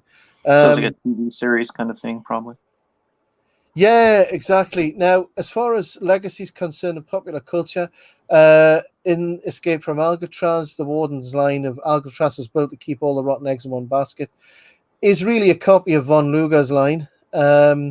The film Top Secret, Reservoir Dogs, Chicken Run, The Parent Trap, Charlie's Angels, The Tower of Steve, Naked Gun, 383 and a Third, The Final Insult, all make references to this movie, Monty Python's Flying Circus. Right. Chicken Run even had the little cart in the tunnel. It did, yeah. That was a total, and that was what was so charming about Chicken Run. It was made by Aardman Animation, so everybody in Britain would know this movie is just as popular here as in America. So all of the reference, people watching this got all the references. Hogan's Heroes, Nash Bridges, Seinfeld, Get Smart, Forget About It, Archer, Goodness Gracious Me, Shaun the Sheep, Red Dwarf even made homage to it. So a lot of stuff has referenced it over the years, but the critics, it was a bit mixed, because some critics thought there wasn't enough depth to the characters. But I have to say, when you're dealing with something like this, it's not about going, you can't really go that deep into each character because you're looking at an overall event. Right. So yeah. it's an ensemble piece. It's a montage of different things. Oh, it's about the thing, not the people so much. And also, very much. You have like 100 characters. Right. Yeah. 140 some minutes. So yeah. Exactly. And I think it might be the critics who criticized it in that way were possibly not into what is essentially a very male movie. It's a very boys' adventure movie. And it is, to a certain extent, the characters are caricatures to a certain extent, but really it's a story that has to be efficient with character development. It's not about that. It's about characters who were already been through all of this before, and this was their last big moment to shine. And at that time, critics were very, your movies or your TV, you're not both. Oh yeah, very much. And most of that cast, like every American guy, was a veteran TV actor, TV character actor. So of course, that was like offensive to them. That why is the guy from Maverick in a movie? He's a TV person. Yeah, there was a lot of snobbery behind it, and there was a lot. I mean, it's like, what do you want this to be? Instantly give them bad reviews just over that. Yeah, and I really think that the critics at this time were so strict in regard to how they viewed movies, and if they could see movies today, they would be rolling in their grave. Oh my gosh, But yeah. I mean, one of the critics in Britain, Leslie Halliwell, said it's a pretty good but overlong prisoner of war adventure with a tragic ending.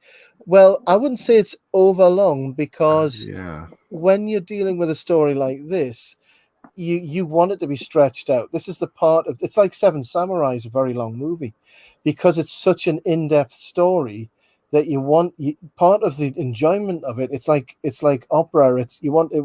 Not that I would go and see an opera, but it's the point that it's like you said earlier, 3 acts. It's an adventure where you want to be fully absorbed in it, and it takes time, and it becomes more real if you get that detail and you get that length, rather than an action adventure movie. We talk about there's no fat in this movie, and it's 1 hour 45 minutes or 1 hour 1.5, and you get through it quick, and it's really snap enjoyable. But these kind of movies, you have to set the scene, and you have to gradually build up and pace it, like films like Seven Samurai, like this movie. I suppose like Magnificent Seven, which was the other movie that he directed, which was based on Seven Samurai. So the same sort of feeling pervades all of these movies, where they will last 2.5, 3 hours, because you need that length of time, because they are essentially, like Flash and you said as well, Rob, they are essentially 3 movies in one. Right. And if let's say that they took the critics' advice and they took the first 2 acts and trimmed them down to 45 minutes so that everything was the action and the escape. Mm-hmm. Then the complaint would be that the escape was too rushed, there were no stakes, and it was too easy to get out of a camp, and it would be immediately panned as ridiculous. To me, I feel like this one is a good length because you had to set the stakes. You had to see how much work they were putting into getting free, so that when you get to the escape scene, it's like, I don't want to go back. I don't want to go through this again. Otherwise, it's just a dumb popcorn flick. And I think that's what makes it different. Yeah, I mean, Time Magazine, I don't fully agree with the first thing that the reviewer said in 1963. The use of color photography is unnecessary and jarring. I don't agree with that. No, I disagree. I think it's beautiful. I know. I don't understand where that comes from, and it's probably what Flash was saying earlier, that a lot of them, it's marked a change with more movies where black and white, really gritty black and white. Oh my goodness, it's awful. And along this came, and it was color, and it was like, whoa, you can't do that. Yes, you can. And it's color, a young cast. You don't have all of your standby studio actors. Pip, old boys, I tell you, this color film thing is just a flash in the pan. It'll never catch on. Exactly. But the rest of the review is favorable. He says, well, little else is wrong with this film with accurate casting. He admits accurate casting. The casting's amazing in this movie. Yeah. That's something I didn't realize, how accurate the characters actually lived the life of the characters they play. A swift screenplay. Yes, the screenplay, yes, it's a long movie, but the screenplay moves it along really efficiently. It doesn't drag at any moment. It just doesn't. Mm-hmm. And authentic German settings. The camp was perfectly accurate. All the details were perfectly accurate. They put so much effort into that. And the fact that John Sturges wasn't just the director, he was the producer. So there was no standard traditional infighting between producer and director, because John was doing both of them. And he created this. So he says, producer director John Sturges created classic cinema of action. There is no sermonizing, no soul probing, no sex. The great escape is simply great escapism. And I think that's a great phrase to sort of sum it up. The great escape is simply great escapism. I would agree.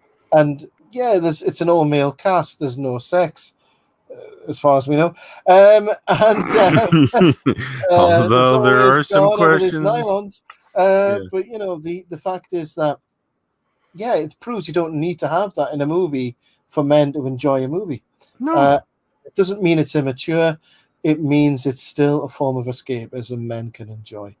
Well, and sometimes women can enjoy as well. I mean, my wife really likes this movie as well. So well, and the thing is that if it's a good story, it holds up. And the fact that this is telling the story of a group of men that pulled together to accomplish something that really bigger than themselves and is recognized, I think that plays a big chunk into it, you know. And, definitely. And I'm sorry. I'm really happy that, you know, even though Steve McQueen was the breakout star, blah blah blah, and you have a giant ensemble cast, you know, like we talked about through the movie, everybody had their piece, everybody did their thing, and from a character perspective, you know, everybody was doing their job for the greater good. So, and I'm sorry, I didn't mean to cut you off. Oh, that's all right. No, don't worry about it at all. I actually cut you off. The only other thing I was going to say was in 2006. I know it's very, very popular in America, but in 2006 in the UK, it was the family film that television viewers would most want to see on Christmas Day. It came third for most people in most of the surveys, and a British Film Institute article said it's in the 10 great prisoner of war movies of all time. The critic Samuel Wigley from the British Film Institute wrote that films like The Great Escape and the 1955 British film The Colditz Story, for all their moments of terror and tragedy, is to delight in captivity in times of war, as a wonderful game for boys, an endless Houdini challenge. You mentioned that, didn't you, Ralph? Houdini challenge to slip through the enemy's fingers, often based on true stories of escape. They have a viewer marveling at the ingenuity and seemingly unbreakable spirit of imprisoned soldiers. And he described The Great Escape as the epitome of war is fun action film, which became a fixture of family TV viewing. I mean, I wouldn't say war is fun, but I think it's the fact that the ingenuity to overcome the situation and the unbreakable spirit, the desire for freedom. And I think that's particularly apt considering where we are right now. Oh, yeah, I would completely agree with that. So, in a nutshell, any parting thoughts, gentlemen, before we go? I'll throw out just an all in all enjoyable movie. Even if you don't watch it along with our commentary, please watch it on your own. Yeah. It's definitely a movie that's worth watching. It holds up, and you know, one of the things that I've been trying to touch on, or we've been having me try to touch on some of the newer streams, is how stunts were done, special effects, things were that. There weren't a whole lot in this, but the movie itself still compels you because it's a great story. So that's it. That's it for me. I want people to watch this movie. Yeah. And Flash, any parting thoughts? Moonshine looks like a good idea on film. Ooh. Do not try that at home. What? Too late, man. Or at least get the high test. I know gas prices are up, but you know, you're